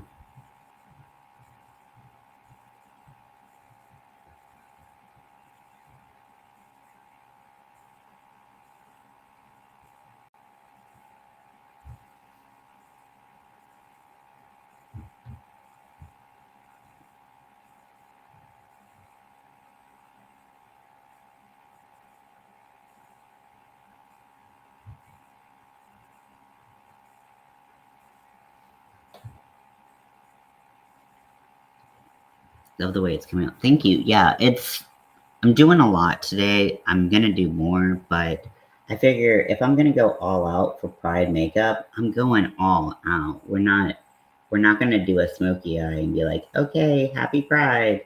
No, when I do Pride makeup, it's like I'm using every fucking color that I can. I'm using every rhinestone, all the glitters, all the liquid lips. I'm just going for it because to me, that's the fun part about Pride is that like you can go for it. I mean, granted, I go for it any other time of the year too, so it's not like, you know, whoa, that's different, and I've never done that before. But you know, what better time than Pride to just try something new?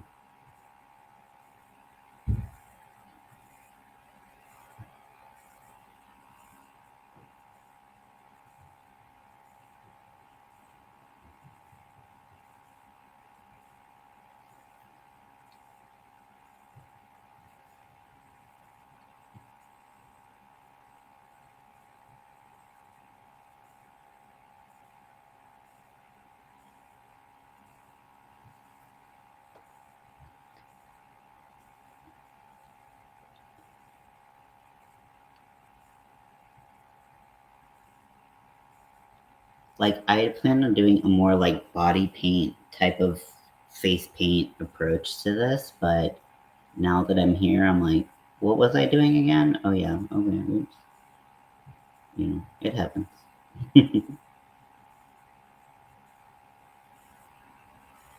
Okay, so rhinestones, eyebrows. How do we get this far without eyebrows? Okay, so I'm not like loving my eyebrow game lately. I just got a new product that I don't hate. It's not bad. But when you don't have any eyebrow hair, because I do shave my eyebrows, you can get into some weird situations because a lot of brow products aren't made to be just applied without hair. So you can start looking a little extra weird. So my brow look lately has just been doing kind of like straight brows. They might have a slight arch sometimes, depending on, you know, how how they just turn out. But I like the straight look because it looks a lot more like masculine than and it kind of looks like a little, you know, gothy alternative, whatever. Um,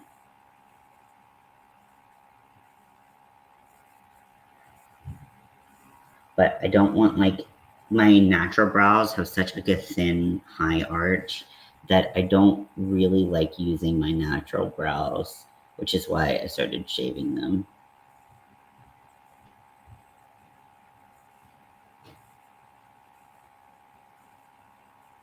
Now I could shave them all off, but that's just not really my thing. So because I'm too lazy to draw them on every day, so let's if I'm being totally honest. I mean, is anyone surprised? So once I put the cream on, there it looks mostly good, but if you looked really close, you'd be like, ugh, you need to work on that. So then I start taking some like neutral browns, and I'll alternate between light and dark kind of little strokes and bits to kind of get some dimension. Because if you just go and put the dark on, you're gonna look like you have like Sharpie brows, which if you do, you know, that's your business, but I just don't like the way it looks on me. These brows are definitely not even, but who gives a fuck? That is too short for even brows. Okay, now we just went all outside the fucking...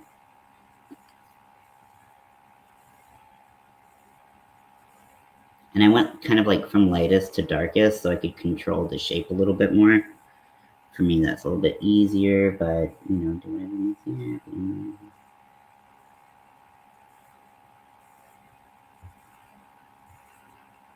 And a good way to just like lengthen it is to just like take that powder or cream and just like try to shape it with your fingers, and it just kind of stretches the color out a little bit.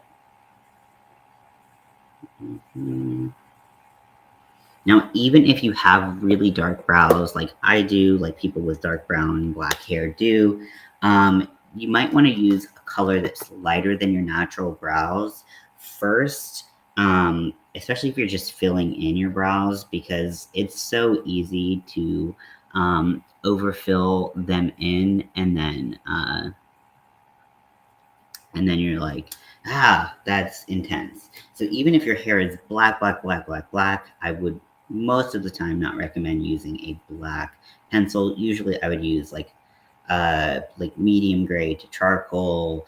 If you have a warmer complexion, using like a chocolatey brown is usually like a really good way to medium to like chocolatey brown. Yeah, these brows are not even on the same planet. Like they're not related. They're not sisters. They're not twins. They're just like people who like happen to like be in spaceships that like pass. And that's it. But who cares? Nobody cares. That's the thing. So let's do some face paint, because who gives a shit? Okay, so I've got my creams, and then I've got my my water-based makeups. I'm gonna go cream, because if I'm gonna sweat and do all the stuff, cream's gonna last longer once it's powdered, whereas the water-based is water-based, and you will sweat it off. Now, you can use fixing mediums that will make it waterproof. Do I have any of those? Can't find any of them, so yeah. They're probably somewhere. Here's Final Seal. So that might have worked, but...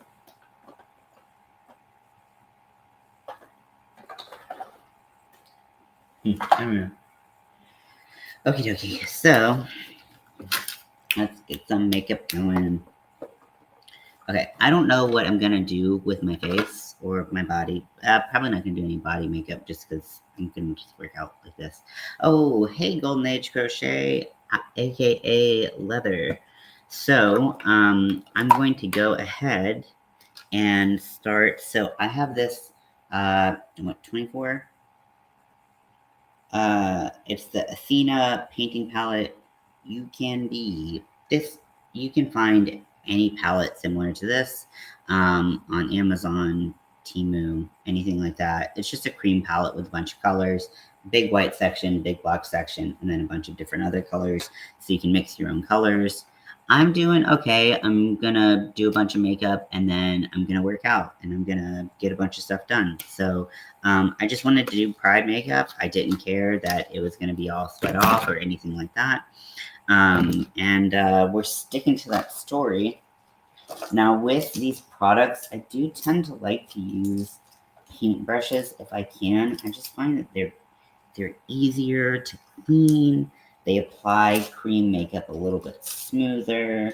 So makeup brushes, I tend to not use as much with these. However, will I use them? Oh yeah.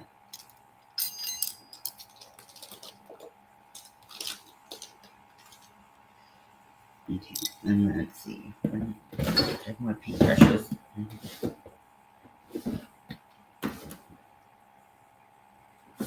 my paintbrushes are in there, I think. But I have some in here. Some more makeup brushes. Oh, I love these brushes. Oh, I hate when everything's in different spots. Why does this happen? Okay. Ooh, here's some contacts. I think those are my red goblin contacts. You're like, why do you have red goblin contacts? You don't know me.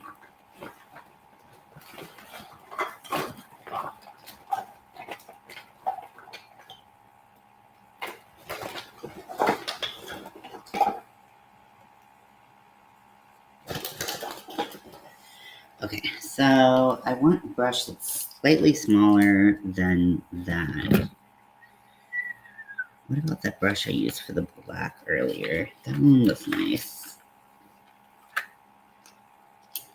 Just gonna want a good old-fashioned, like, small, regular paintbrush size doohickey to lay down some color.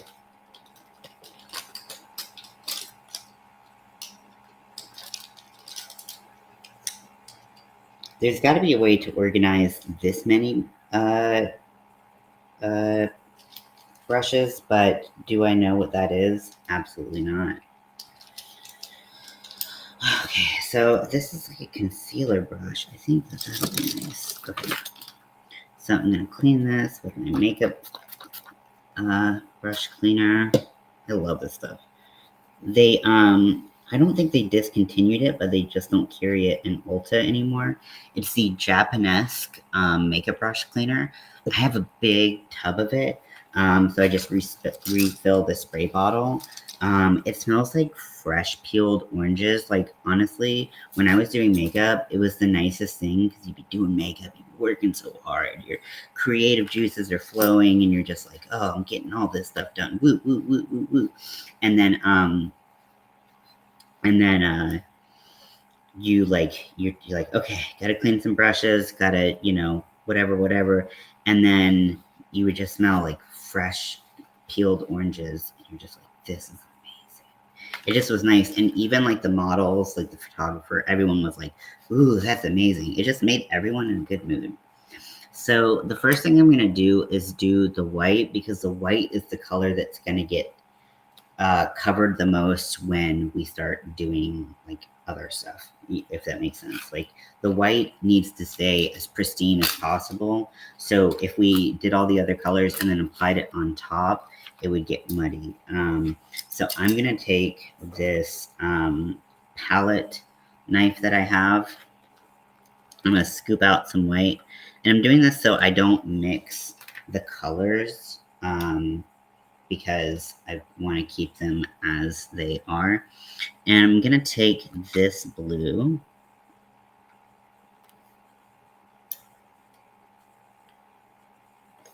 It's got a little bit of white in it, but I'm not mad at that because I kind of want it to be a little bit lighter anyways. And then, the knife. Palette knife is basically just a palette spatula. This one has a pointy end. You can use it for shaping, like scar wax, stuff like that, and then a rounded end, again for shaping, or you can just scoop out products. And then I'm going to use this pink. Now this pink is light enough, so I don't need to add any white to it. It's doing just a great job on its own. And then I'm going to clean this off, because cream makeup does have a tendency to just get the fuck everywhere.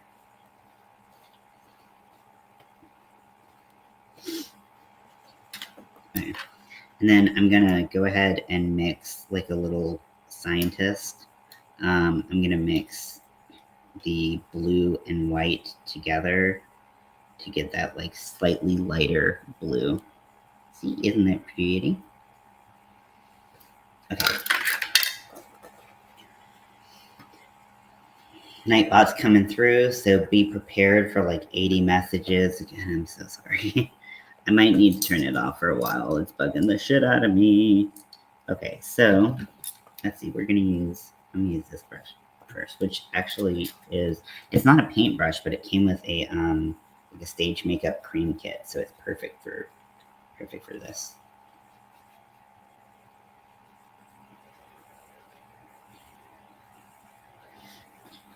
So I'm going to go in and I'm going to start working with my white.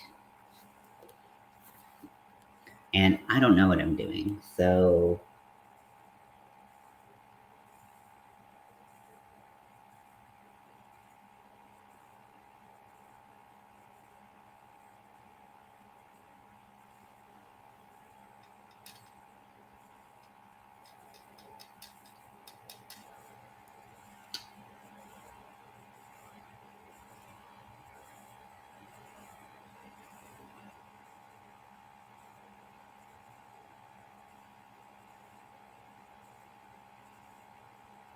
shape did not go exactly as planned, but whatever.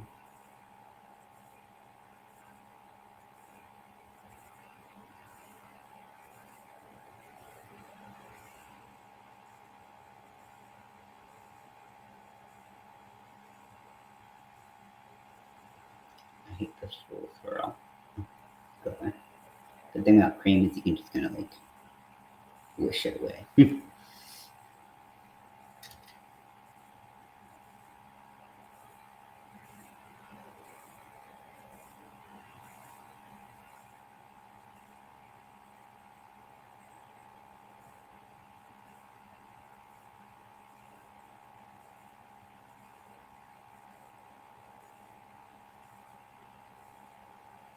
Why am I not like doing like I have this like thing in my mind where I'm like, okay, I'm gonna swirl here, I'm gonna swirl in my hair, and it's just like meh. Uh,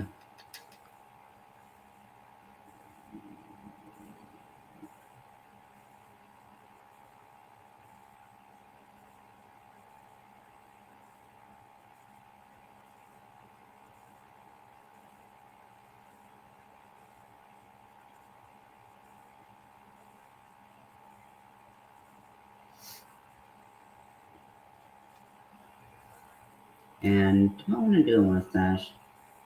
I don't know.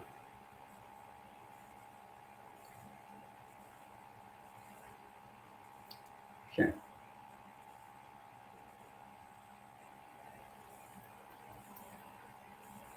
I'll clean it up later. But this is the start of the mustache.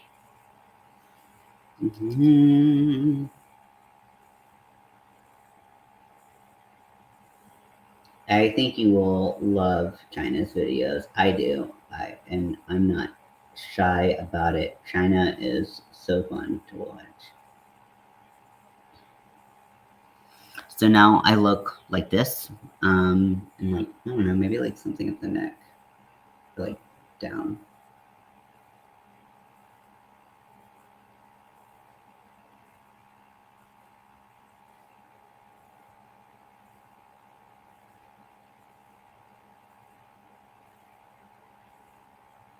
Like, disappear into the shirt for like a second. So with the white, you want it to be a little bit thicker than you actually want the stripe to be, because as the colors come in around it, it's going to get thinner.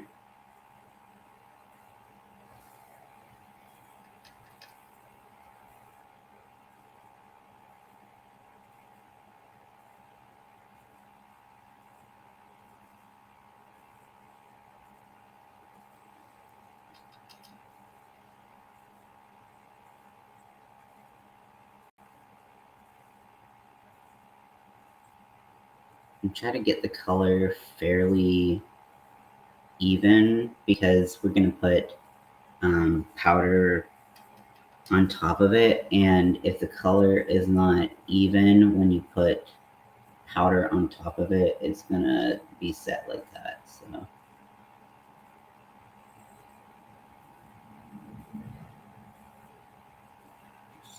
ain't non-random shit. I've, again, no idea what I'm doing, but that's okay.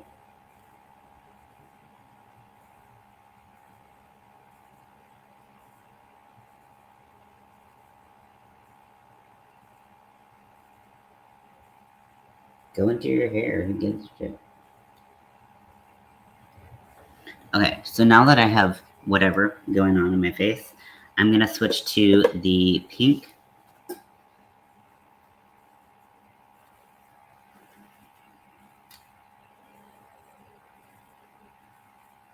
And a little bit of this really does go a long way.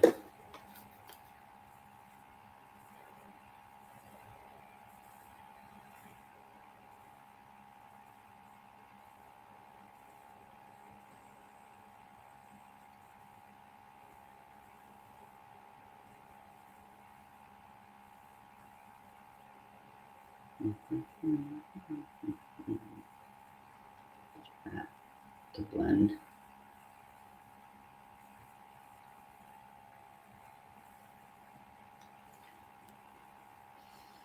So you're going to do this tomorrow and on Sunday as well? Do what?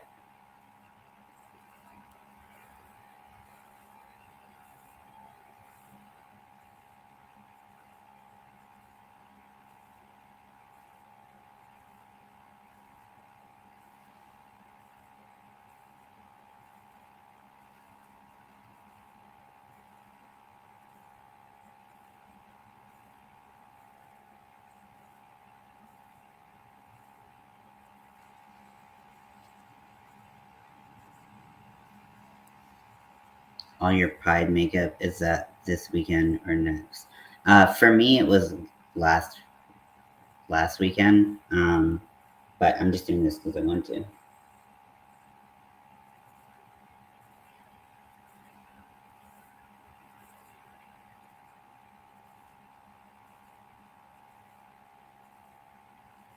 And see, I'm able to shape up the white with the pink.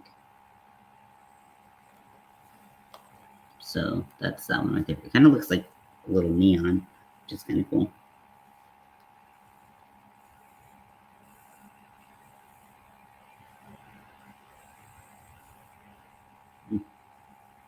Okay, that's that up.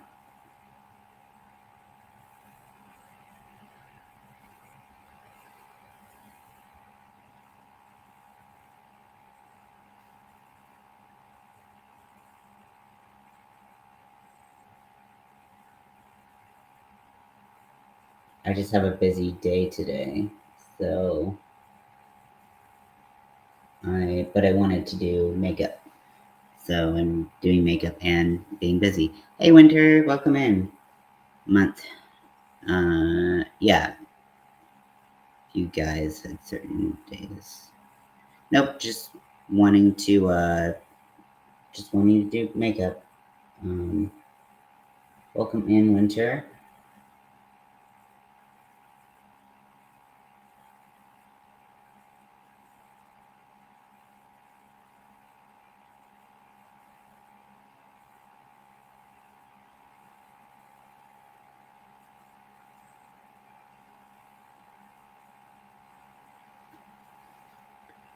So yeah, I'm just going nuts. I'm doing whatever comes to my brain, which, you know, usually has like led to trouble in the past, but who cares? Yeah, just having fun. That's what Pride is all about. I mean, obviously, there's a lot more about Pride that needs to be talked about, but it's also the component of just being yourself, having fun, expressing yourself. That is important. Now, today does mark the 55th anniversary of the Stonewall riots. And that is definitely an important part of queer history, American history, and world history. So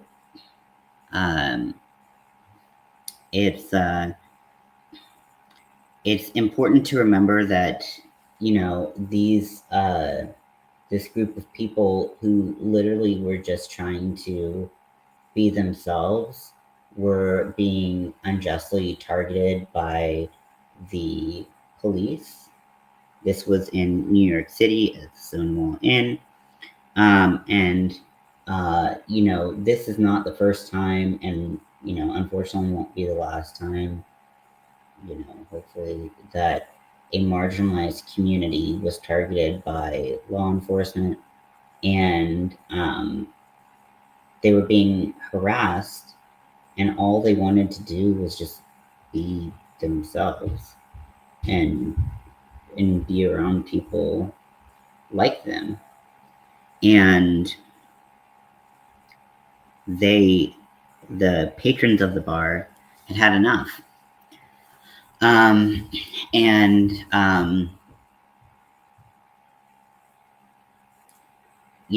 I think that it is a huge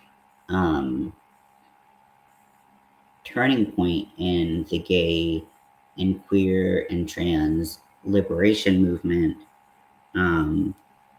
that these riots happened, because we, people were done, just putting up with the system. And we've seen that in so many different social and civil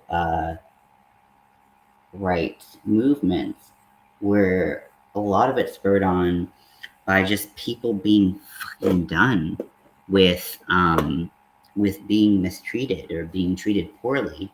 And while, like, we hate that it has to get to that point, right? We hate that it has to get to a point where, like, people do have to riot, people do have to sorry, I gotta take a paper towel. I went a little too far with pink.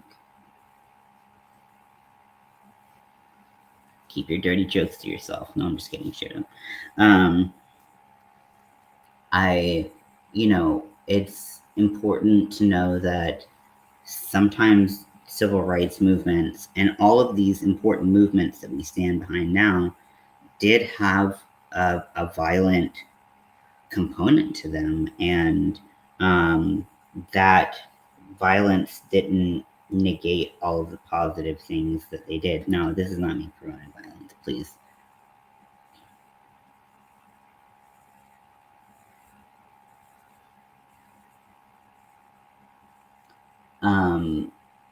But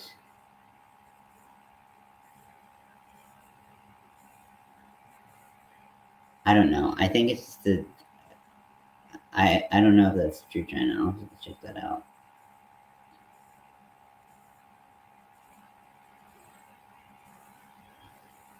But just like the civil rights movement for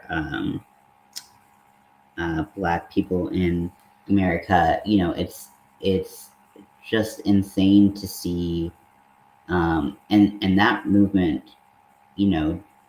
hasn't ended, right? We're still dealing with issues such as police brutality, racial profiling, all of these things. And the sad part is that it's not isolated to America. These problems or similar problems are faced all around the world. Hey, Crystal, welcome in. So, today we celebrate and we honor those at Stonewall who are brave enough, because it takes so much bravery, and it takes being so fed up with the system to stand up against it. And we who celebrate, I think I said hi, Crystal, but hi, Crystal. I don't know if I did.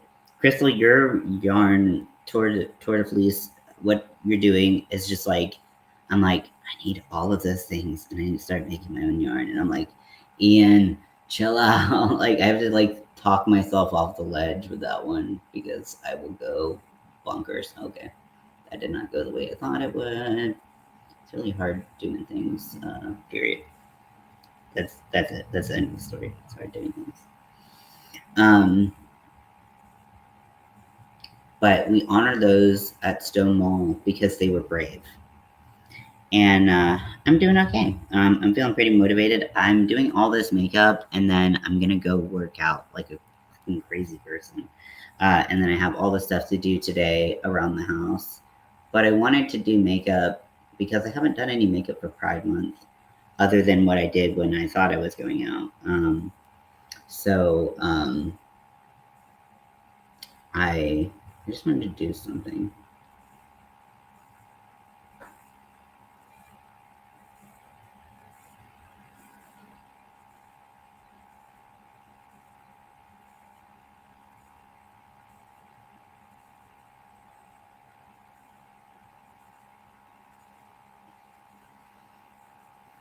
So I feel like this, like all of like the white center kind of makes it look like it's like neon, which is kind of cool.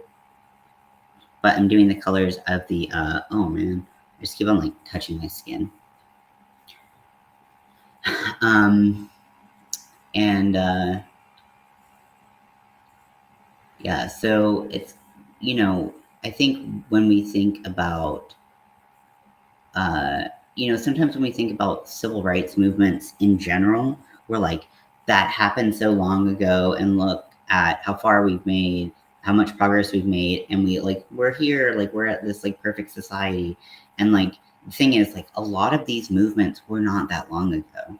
If you're talking about women, if you're talking about Black people, if you're talking about queer people, if you're talking about trans people, these are not issues that are like so far removed from our history and resolved and nobody cares anymore. Like these things are present in our society, and it's important to know that we still have progress to make, but we can still um, but we can still celebrate the progress we've made.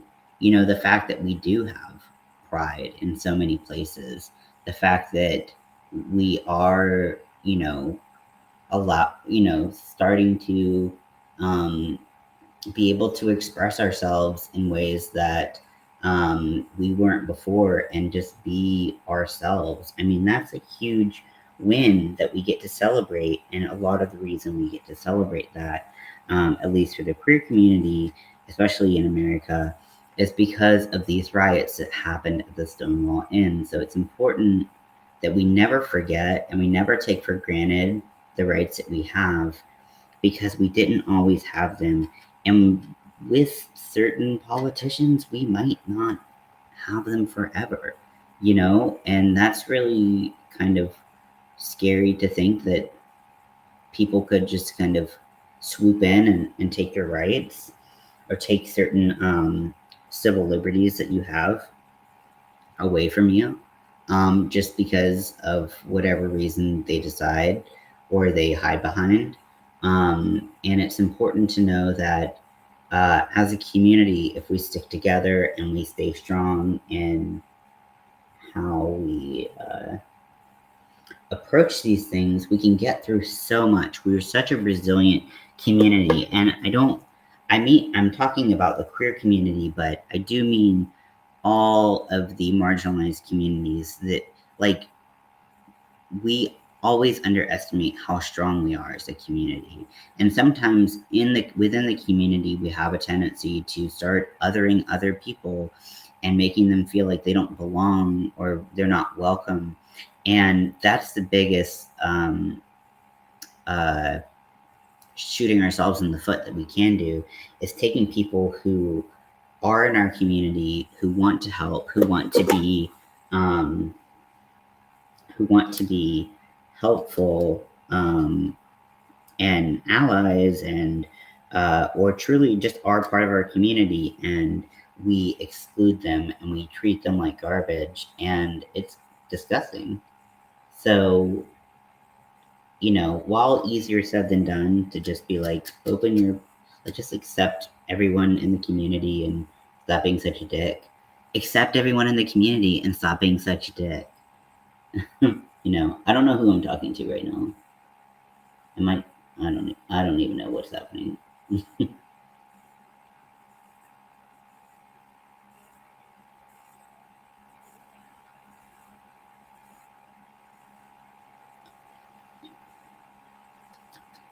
But it's important that when we when we think about our progress in the community, we don't turn, if we focus on what the real threats to our community are, and we stop letting certain things get into our head, that the people within the community are the problem. No. That's not the case in a lot of situations. Now, there's people in every community inviting. There's more strength in inclusion than exclusion. Absolutely, that's the best way you could put it. You said, Winter, exactly what I wanted to say in so many fewer words than I would ever be capable of. And exactly, it's like, just accept people and like be thankful that we have more people on our side who want our community to succeed. And I've seen it in other marginalized communities. I've seen it within the queer community, within the trans community. I mean, it's going to be there, but you don't have to be part of it. And we can do so much better, I think, personally, my one voice. We can do better together, always, than separate.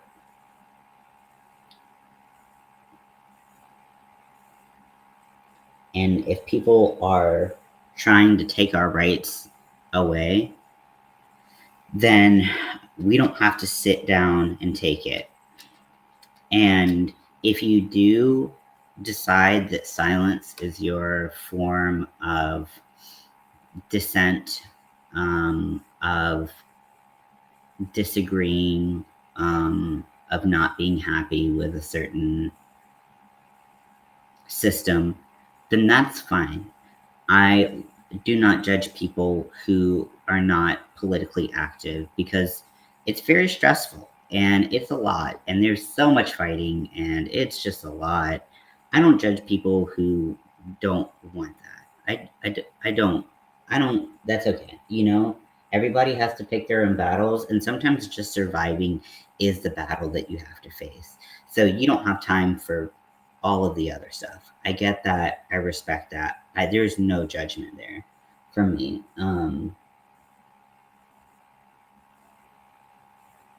But if you want to say something, say something,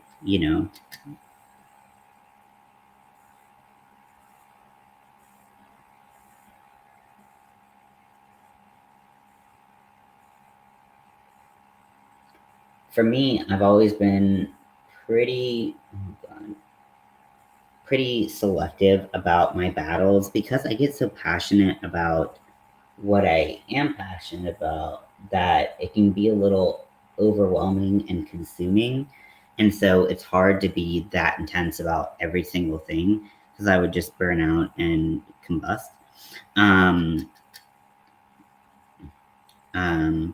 But like there's so many things to be upset about, to not like. But for me, I pick my battles, and I'm not saying everyone has to do that. I'm just saying that works for me. And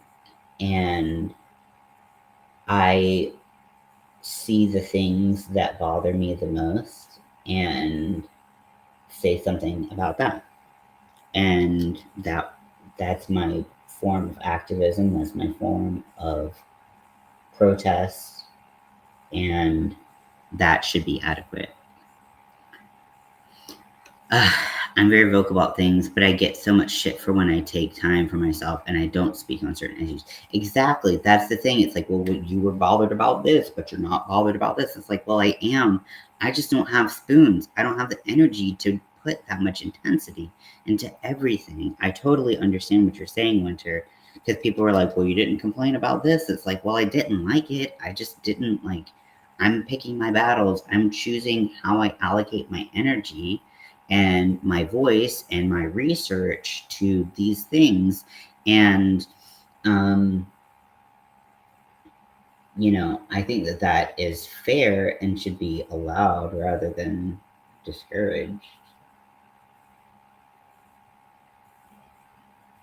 Also, you might have feelings about something that you're not being vocal about that you just don't want to be vocal about. It might be triggering another thing that you don't want to talk about, or we have to take a breather. And yeah, spoons are absolutely essential for us to keep in mind.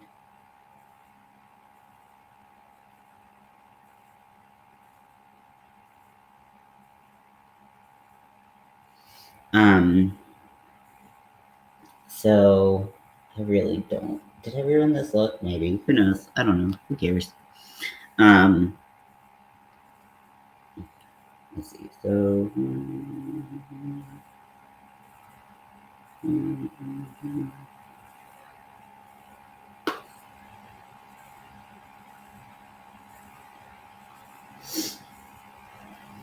Doing a little trans mustache. I don't know. You can't really see it with everything else going on, but it's there.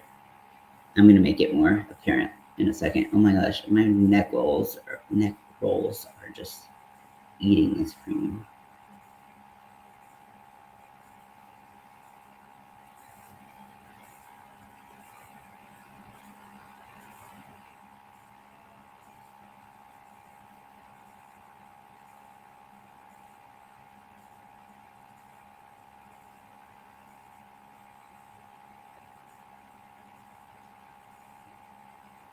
But just because someone who is vocal about a lot of things isn't vocal about every single thing does not mean that they don't care about it, does not mean that they don't have an opinion about it. And everyone has the right uh, think it over before saying stupid, uninformed shit. Exactly. Sometimes I just need to do more research. Or sometimes it's not as black and white. Like a lot of situations are not black and white. Like people like to present them and they're like, well, you're either for it or against it. And it's like, well, why is there this duality and like black and white thinking? Like when it comes to these issues, certain issues, because like a lot of issues are not black and white, you know? And so you have to think, am I going to say something that I really might like I like could be on like the like I'm not like you want to be able to form your words really clearly and have your point be really well understood. Um yes. Yeah, if people are fighting about it, it's not simple usually. Um with the exception of a couple things, which, you know, I'm thinking this year is an election year in the US, and I know that people don't like to talk about politics. Me personally, I try not to share my political views with other people. And I mean, a lot of people assume because of my trans status, because of my being queer, because of my hair color, because of my piercings, they assume they know everything about how I vote, how I think about every single political issue. And I promise you, you don't. Like, so that's, you know, and I'm not going to share those things because to me, those things are private. Like I said, if I have a problem with an issue, I will vocalize it, but I don't feel the need to vocalize my thing like on like I don't feel the need to talk about like taxes or I don't know. I just thought of the first thing I could think of. Um, and while I'm not trying to go in and change anyone, I'm not trying to go in and tell people how to vote. I do want to offer the advice, do a video maybe of like, hey, these issues that you're voting on actually affect me, like, and affect people, but like, you know, do you know what I'm saying? Like, I don't know if that would be, like, I don't know. What do you all think? I mean, I just want to be like, hey,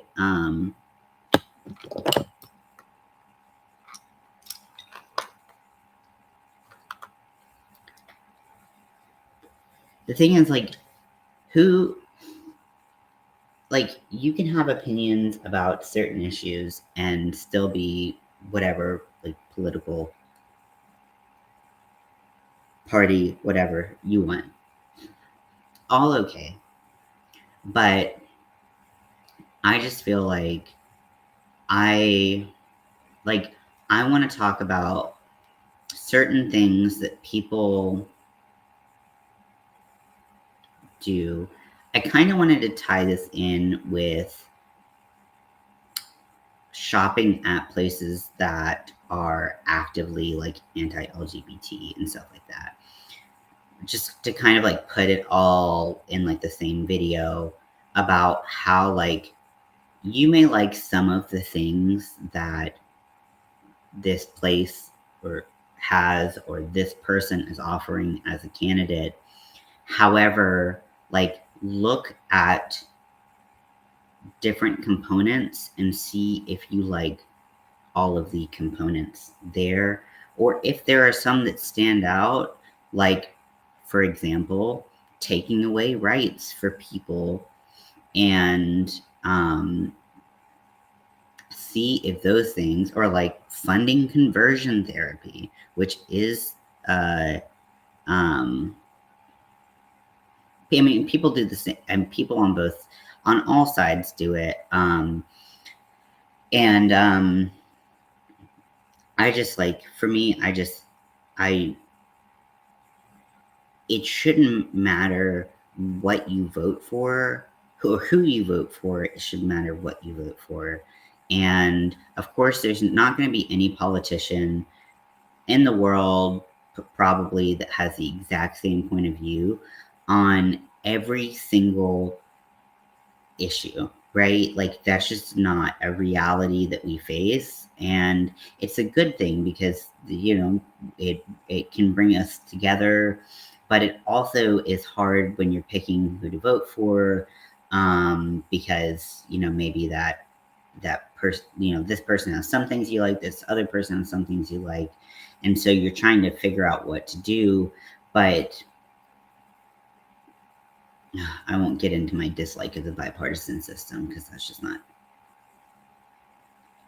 helpful, apparently. But anyways, back to the point. I just want to inform people, hey, you may really like the benefits of,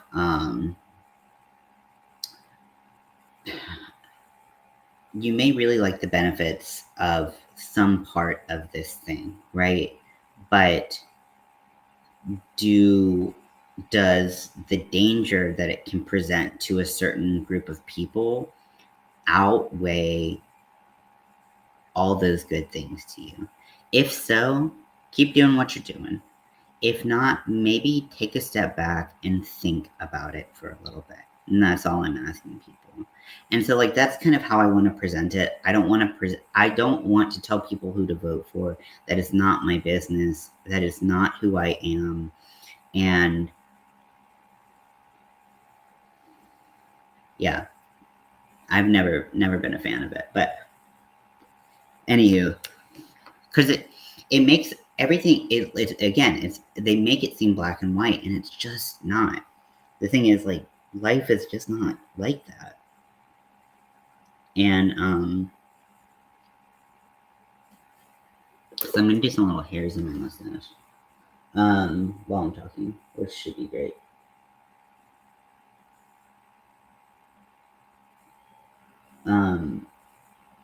But I just want people to think, like, hey, me voting for this person might actually affect other people's lives. I think a lot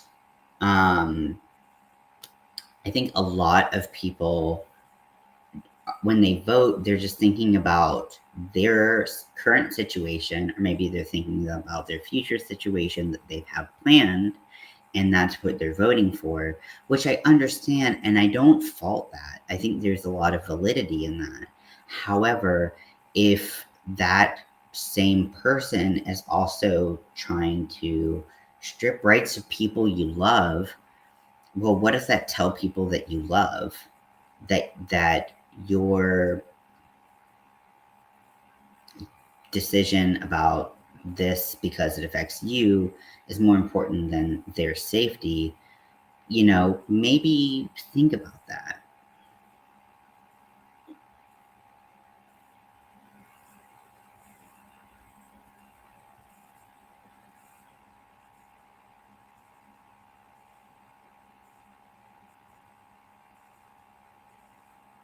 Do you all think a video like that would be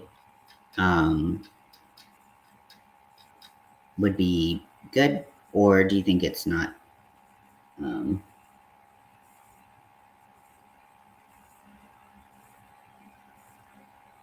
don't know. I feel like this year, I want to do something at the end of Pride. I want to do 3 videos. I want to do something for the LGBTQ plus community.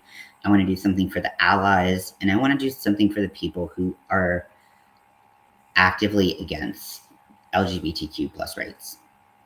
And I know that last video might make me a bit of a target, but like I kind of already am, just existing, right? Because that's very offensive to some people. So I think that I want to do those videos for the end of the month, which means my other videos that I've been working on that I haven't made progress on because I'm doing everything else are going to be on hold, but whatever.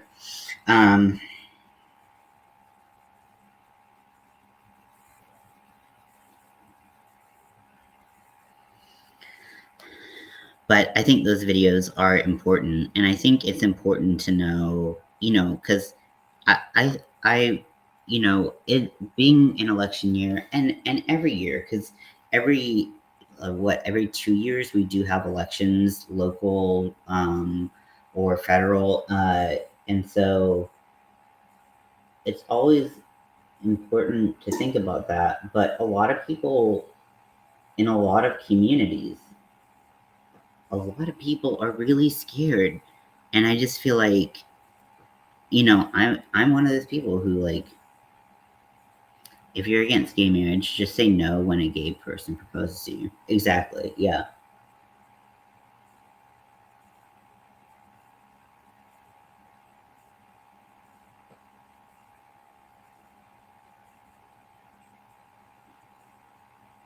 And while my video will primarily be focused on US-based issues, sorry, Winter, I think that they can be expanded to other countries facing similar, facing similar debates in their social structure. Now I'm putting some darker colors of the same, darker hues of the same colors that I have.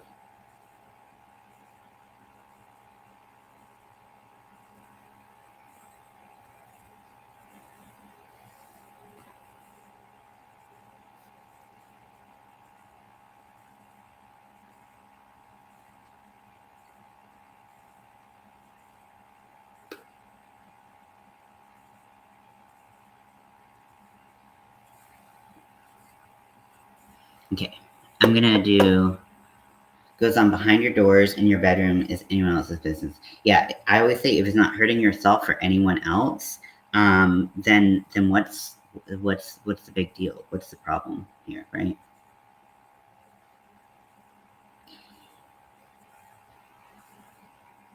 No, I totally know what you're getting at, and I agree. And then there's the added component of needing resources for people, like trans folks. Like I'm going to use trans folks. Like trans folks need healthcare. Queer people who need therapy for one reason or another need to have resources that are queer friendly. If people are against them. People who have faced racial prejudice who need therapy may need a therapist who understands that prejudice that they faced, and they won't just gaslight them into saying that it hasn't happened, because is that helpful? Absolutely fucking not.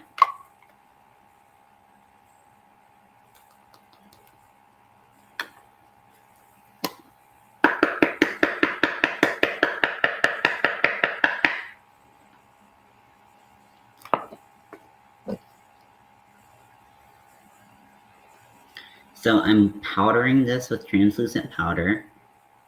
I'm using a lot of powder.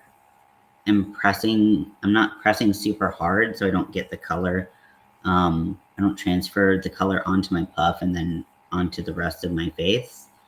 This will dull the color ever so slightly, but it's not the biggest deal. Also, I'm going to brush off the excess. The thing is, no country is perfect, and I know you're not saying that. No country is perfect. We still have a lot of work to do. Healthcare reform for trans people and for everyone across the world is a huge thing. I don't believe that there's one healthcare system that has it all figured out.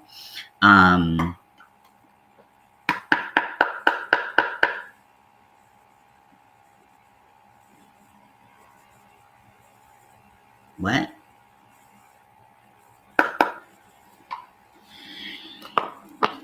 Sorry, Leather. That last comment, I didn't quite understand what you were saying.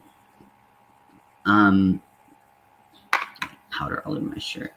Powder's a lot harder to get out. I mean, you can wash it out; it comes right out. But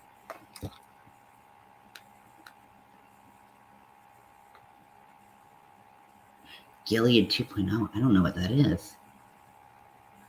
See, global issues. Like I haven't even been able to keep up with global issues because I'm so focused on fucking American issues. So yeah, if there's anything that you want me to include, and obviously I'll do my own research on it and see. But I talk about Jamie Dodger a lot. Jamie Rains over in the UK. Nope, still don't know what that is. I've heard of Project 2025, but I don't know what it is. But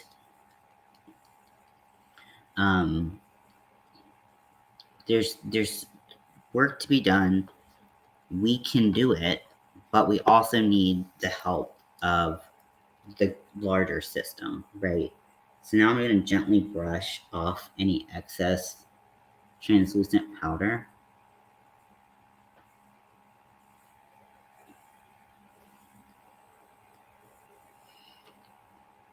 Those of us who support it are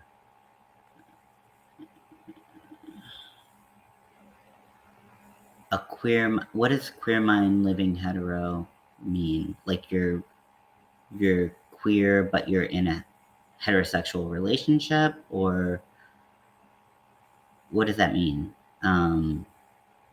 Many Republicans at the moment, they're wanting to militarize the government and rid the country of immigrants from trans rights.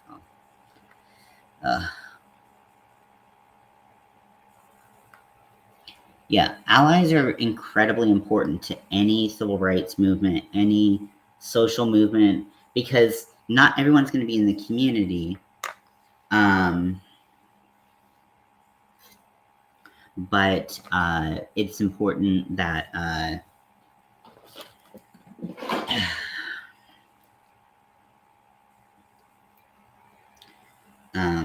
it's important that we are allies, and also because our allies have the privilege of not being in that community, and they're and I can say as a white person, I do have white privilege, and so does that give me a position where I can use my privilege for good to help people who are non-white have more rights, be safer? Absolutely. And I want to do that. I want to help people in communities that I'm not directly in. And so that's why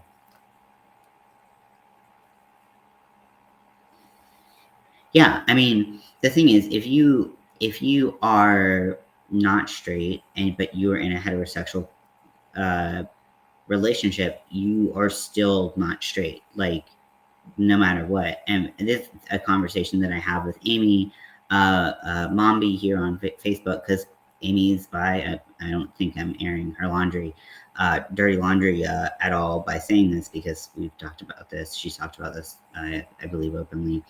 If not, sorry. But she's in a heterosexual relationship, but she's still bi. She's still bi. Even if she was in a relationship with a woman or trans, who cares? no matter who she's in a relationship with, she is still who she is, right? Okay. Now I understand what you're saying. I thought you were like, I'm queer in my mind, but I am heterosexual. And I was like, I don't understand what that means. Okay, thank you for the clarification. Appreciate that. So, God, this is like a 50 million step. I was gonna say 50 step, but there's definitely 50 steps here.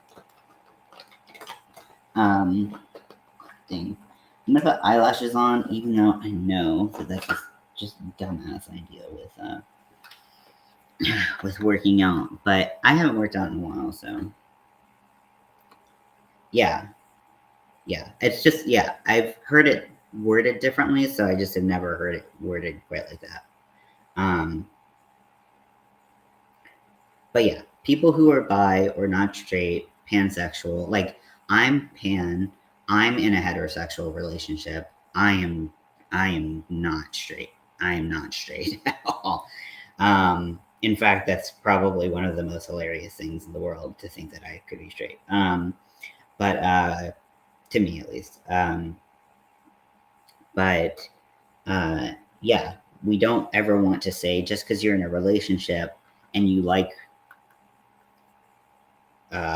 more than one gender, or you just like people, hearts not parts, is the saying of the pansexuals. Just because of that, like just because you're in a heterosexual or homosexual relationship does not mean that you are all of a sudden not queer.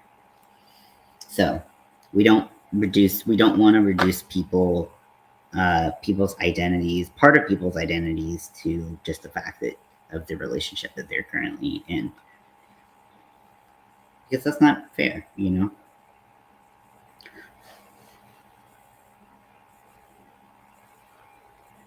I'm gonna move this mirror up because I can't do lashes from afar. I like to start in the middle and then do the outside. Sometimes the middle will stick like you want it to. Talk to my lashes, and then I do the inside because that's always the fiddliest bit.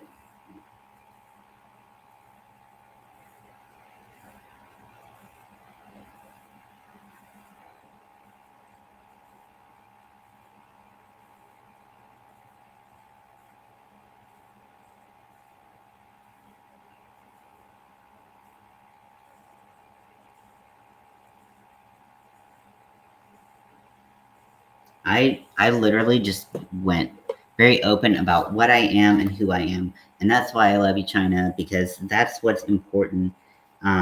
Although not everyone's in the position to be open, and we honor that as well. But I'm glad that you can be who you are, and I hope you feel like here, I want people to just be who they are. I just want people to feel accepted. Um,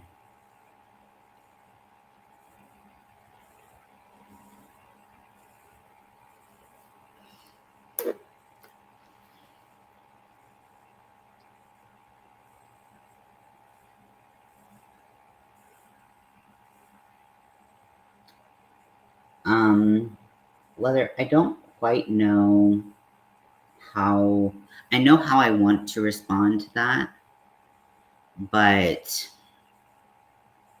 I don't quite know if I want to say it. But like, it's never too late to transition. It's never too late to be who you are. If you are in the closet due to safety concerns, due to other concerns, you are still part of the community.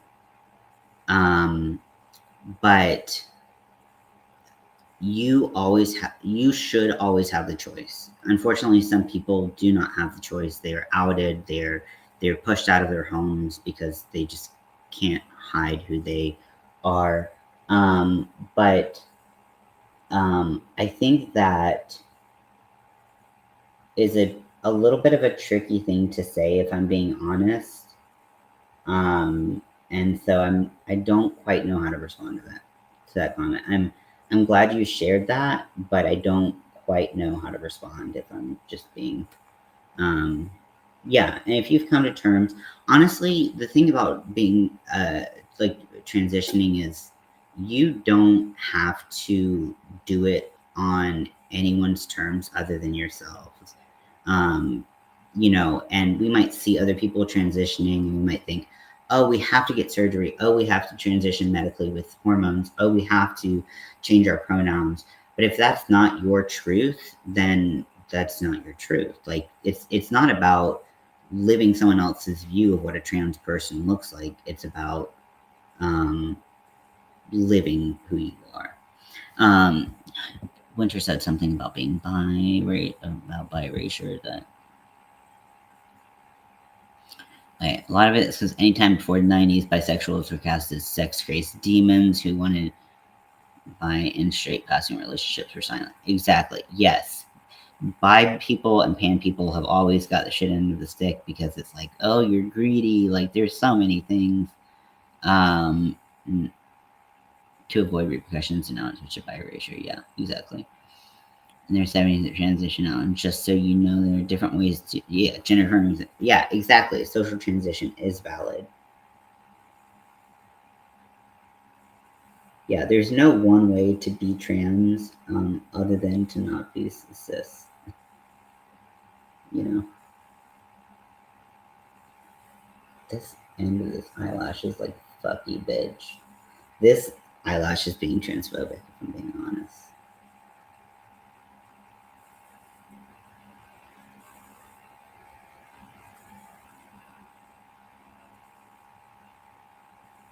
Okay, any more one. And then we're gonna put rhinestones on it, and hopefully we're gonna finish this look. And I'm gonna work out eventually. What if I just like did all this work because I'm like, I'm gonna work out. Look at me, fitness. And then I did, 5 hours worth of makeup, and I'm like, nope, just kidding.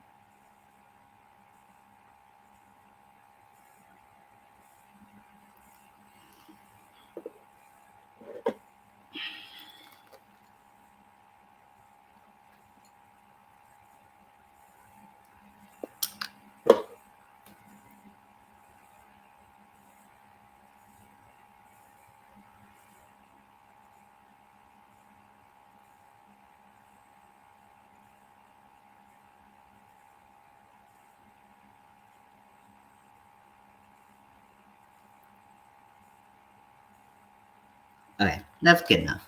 We're doing good enough. I think it's kind of pretty, actually. So let's throw some rhinestones on it, potentially ruin it again, and then we'll just kind of go from there. Now, I don't know what rhinestones, or do I want these really cool little stars?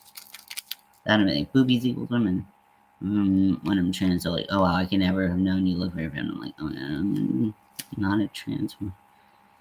Yeah, yeah, I like what really sucks right now for me. Stars. I'm thinking of the stars too. So like I'm getting more people who are recognizing that I'm trans now, which is cool. But then they're like they them. Like, are your pronouns they them? Are you a demi boy? And I'm like, there's nothing wrong with being any of those things, obviously, but that's not who I am. So basically, they're telling me I don't pass as a man. Like, and not that passing is the end all be all for transness, but it's a very, like, it's almost as in, it's not as in, it's just weird. It's just weird. I don't know if that makes any sense. Like, I am assumed to be not a man, which is, but they also are acknowledging that I'm not a woman in a weird way.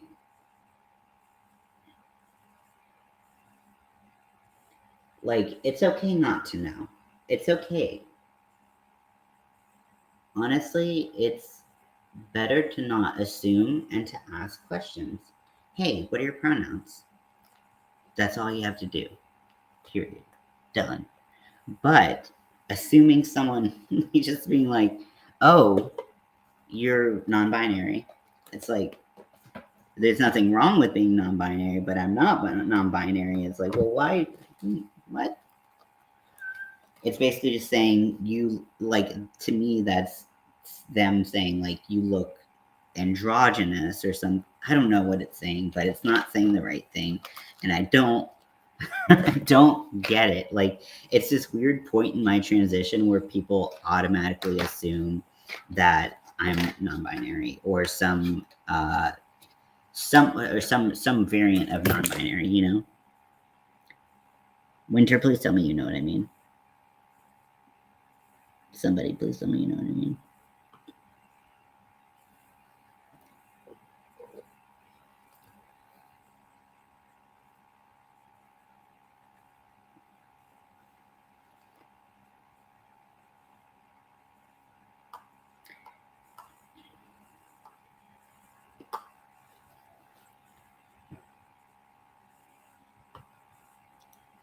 I just want to pick up a star. These are a little bit harder to pick up because it's not quite made for sequins.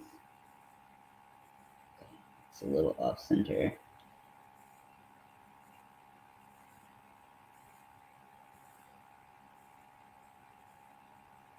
Okay, the stars look much smaller on my eyes. I could do like stars all down. That would be kind of cool. But they would be a little difficult to place. But does that ever stop me?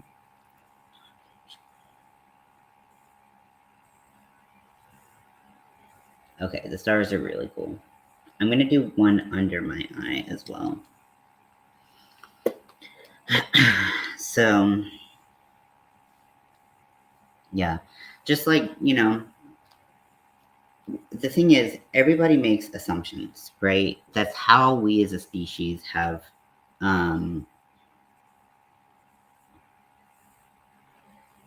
that's how we as a species have survived for millions of years, right? You know, and it's natural to make assumptions. But what you don't have to do is act on certain assumptions. You can ask people about themselves, ask questions, get to know them, get to know their situation. Just, you know, you don't have to make an assumption. Oh, don't mistake.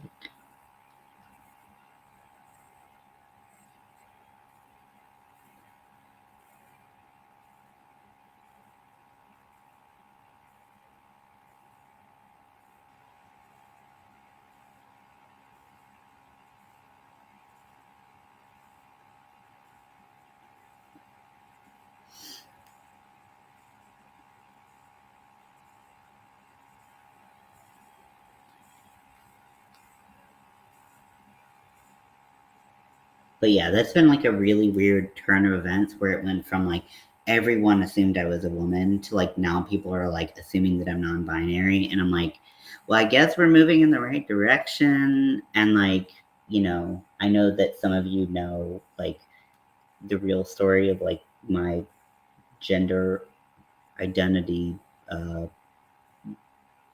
uh, details, but like, I still identify as a trans man. And I don't feel like I need to put as many stars. So I'm like, just chill out. I keep on saying I'm gonna do one more thing, and then I do like 10 more things. Story of my life.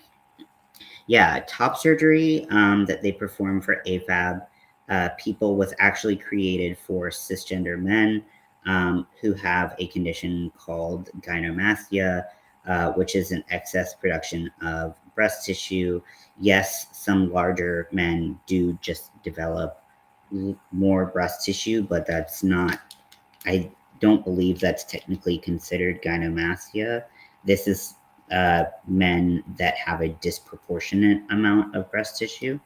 Um, and so top surgery was created for those people. So yeah, Actually, all, like I told Winter, like all of the gender affirming surgeries I know, outside of you and me, exactly. Um, and uh,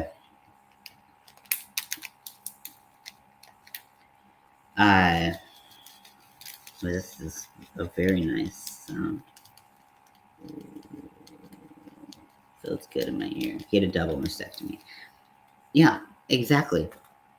Happens to a ton of people. Like all, I was finishing. I'm gonna finish saying, like all of the gender affirming surgeries that people are now protesting people getting were all created for cis people that I know of. All of them, even hormone replacement therapy, like uh, treatment using sex hormones has been used for so long. Puberty blockers has been used for cis people for so long. But the minute that trans kids or trans adults need them, that's where we have a problem. It's like, okay, well, now I see the problem is that you think that we are now, you know, we get it. We know what you're doing. So do I need anything else? Oh, I need lips. Duh. Let me suck on this real quick. Let me suck on this real quick.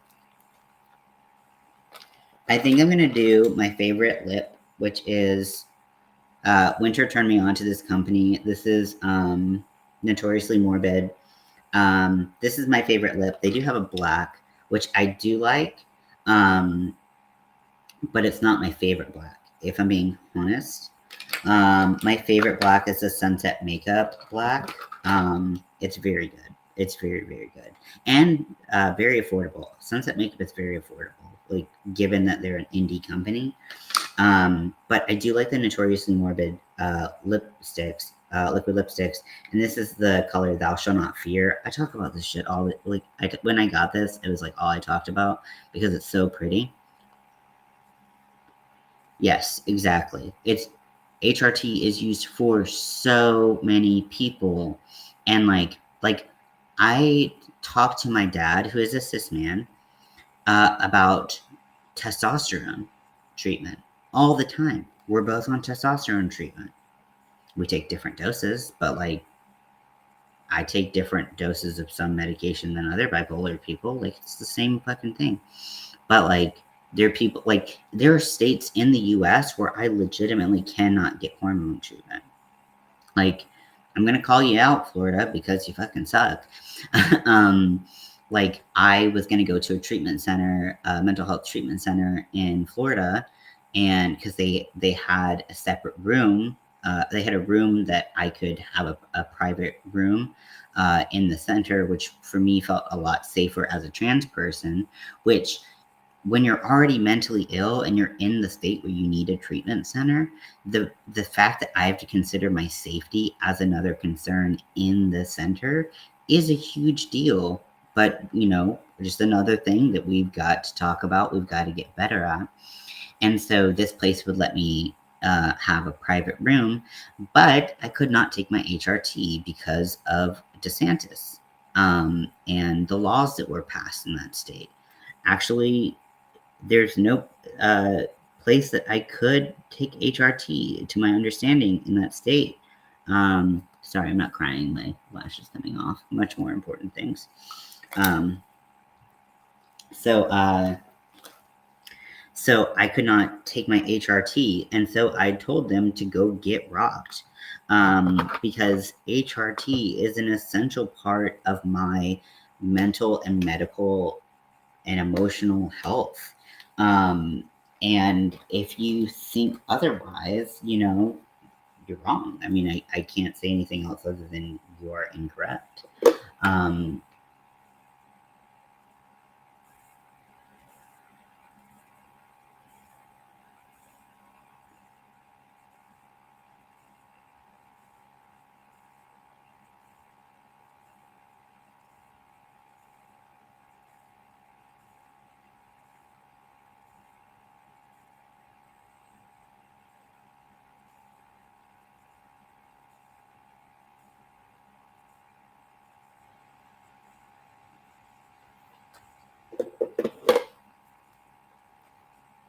yeah. Yeah, it was definitely a what the fuck moment for sure. And also, here's another reason to not like Florida moment. If, you know,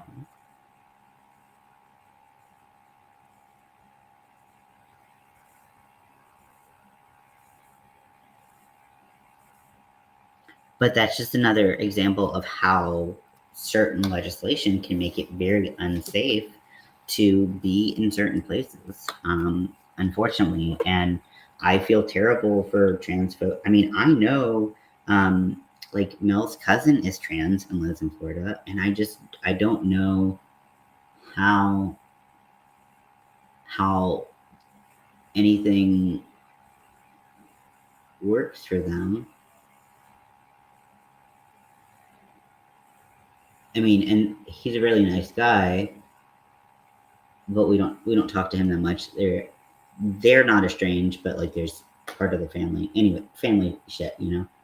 Um,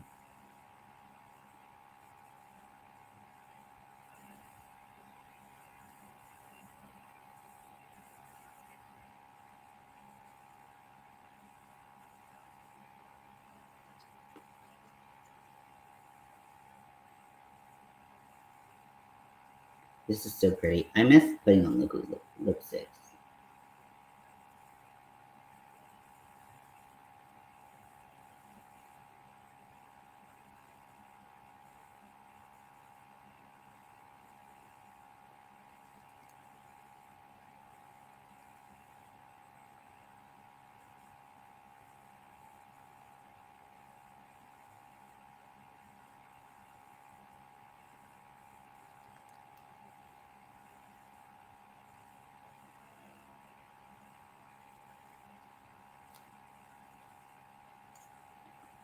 Thank you, Kate.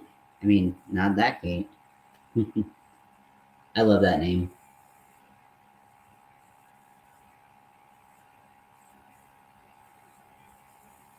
It's so uneven.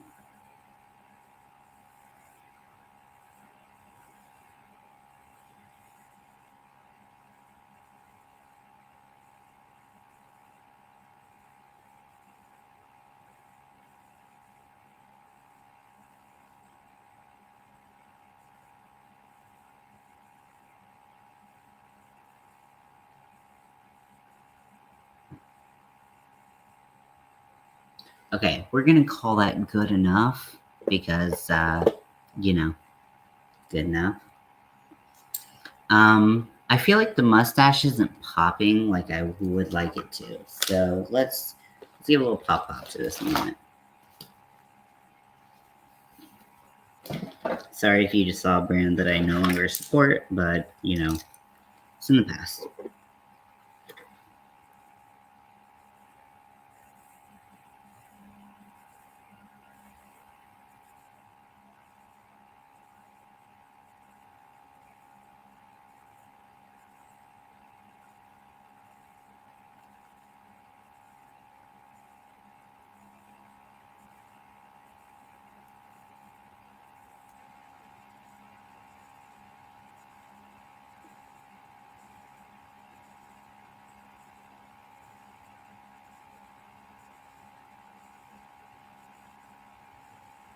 Good enough is good enough. Exactly.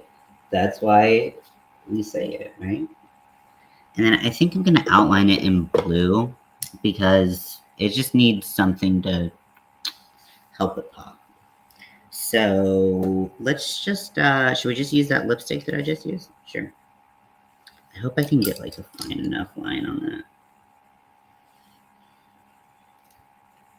And not fuck it up. Not fucking it up is a crucial part of it.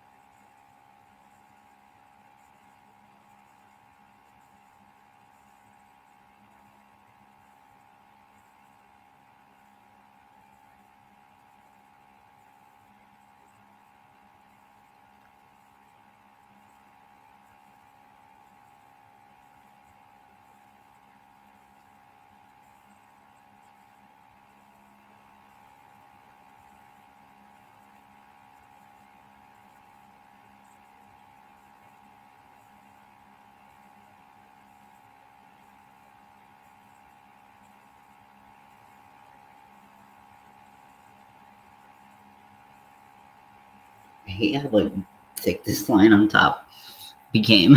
It looks ridiculous. Take that as words of advice. Thank you. Not thank you. Blue stash. Yep. Yeah, okay. So let's try to fucking fix this. Oh, dear Lord. You do one thing, you gotta undo half of it. Blah, blah, blah, blah, blah, blah. Okay, so I'm gonna take a cream makeup. Same brush. And I'm just gonna try to thin out that line.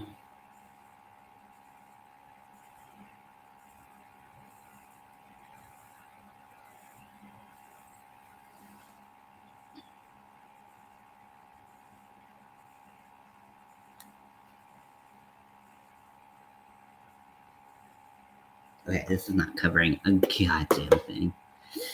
Okay. Hey, Rudy. Hey, Rudy. Sorry, I said that really, really weird. It just came out like that. Okay, so I'm gonna use the concealer instead. I'm gonna use a concealer that is close to my skin color. I'm sorry this is a really long video, but I feel like we've had some good conversations, so I'm not totally mad at it. I'm not really mad at it at all.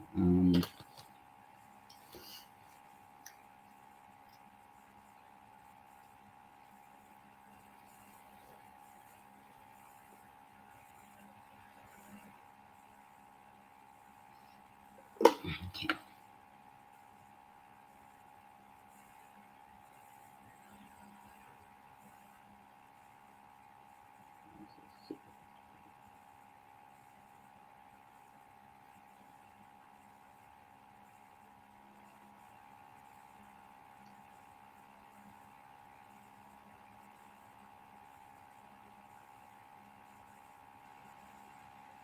I ordered a couple new, Monroe, like my metal piercing, rings. And then, I also ordered a new, septum ring. I ordered, like a full ring that is, well, we love wise old weirdos here. We love all the weirdos. Weird is always welcome.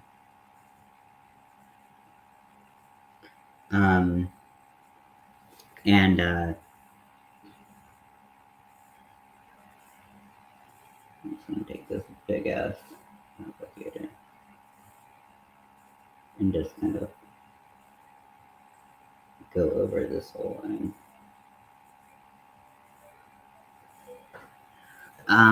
So yeah, I'm almost done. One second, my dad's coming.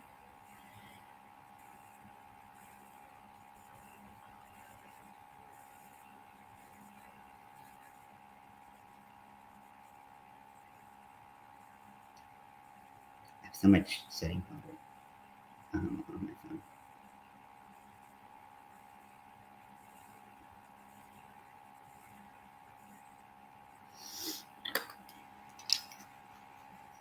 Weird and wonderful. Yes, exactly.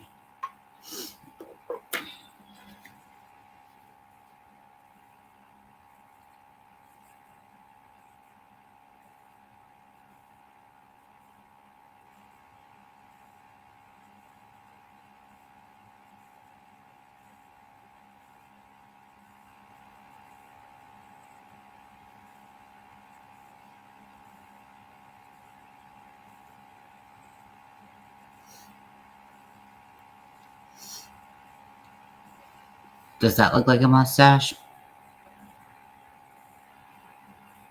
It's good enough. I don't give a shit. Whatever. Okay. I put all this work into it, and now I'm like, whatever.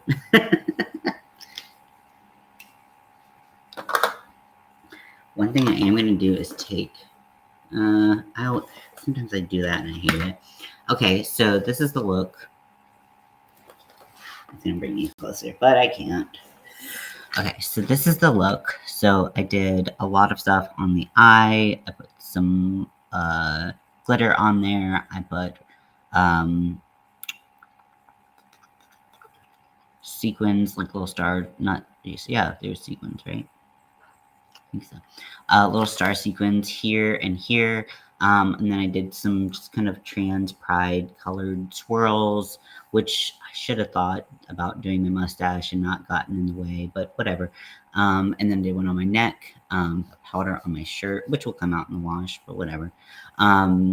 So yeah, this is the look. But yeah, I ordered a couple new things. Body Candy was having a good sale. And then a couple new Monroe ones, Trans Waves. Hi.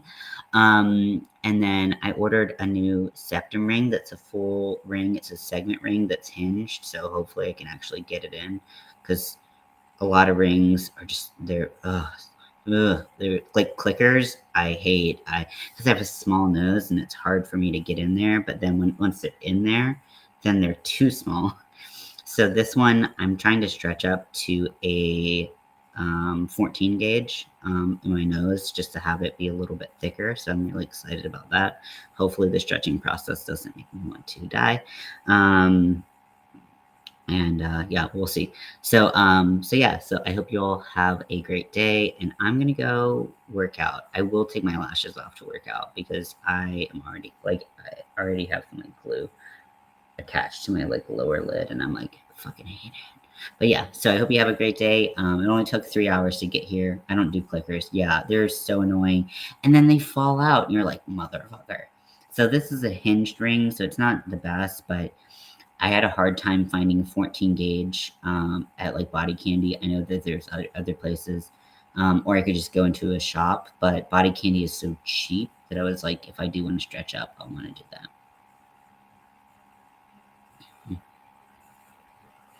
Yeah, I have had some clickers, but yeah, they're just not for me. So yeah, and also I think my septum piercing isn't straight. One time I had a little like triangle, and then it would just like lean over and just be weird. So anyways, I hope you have a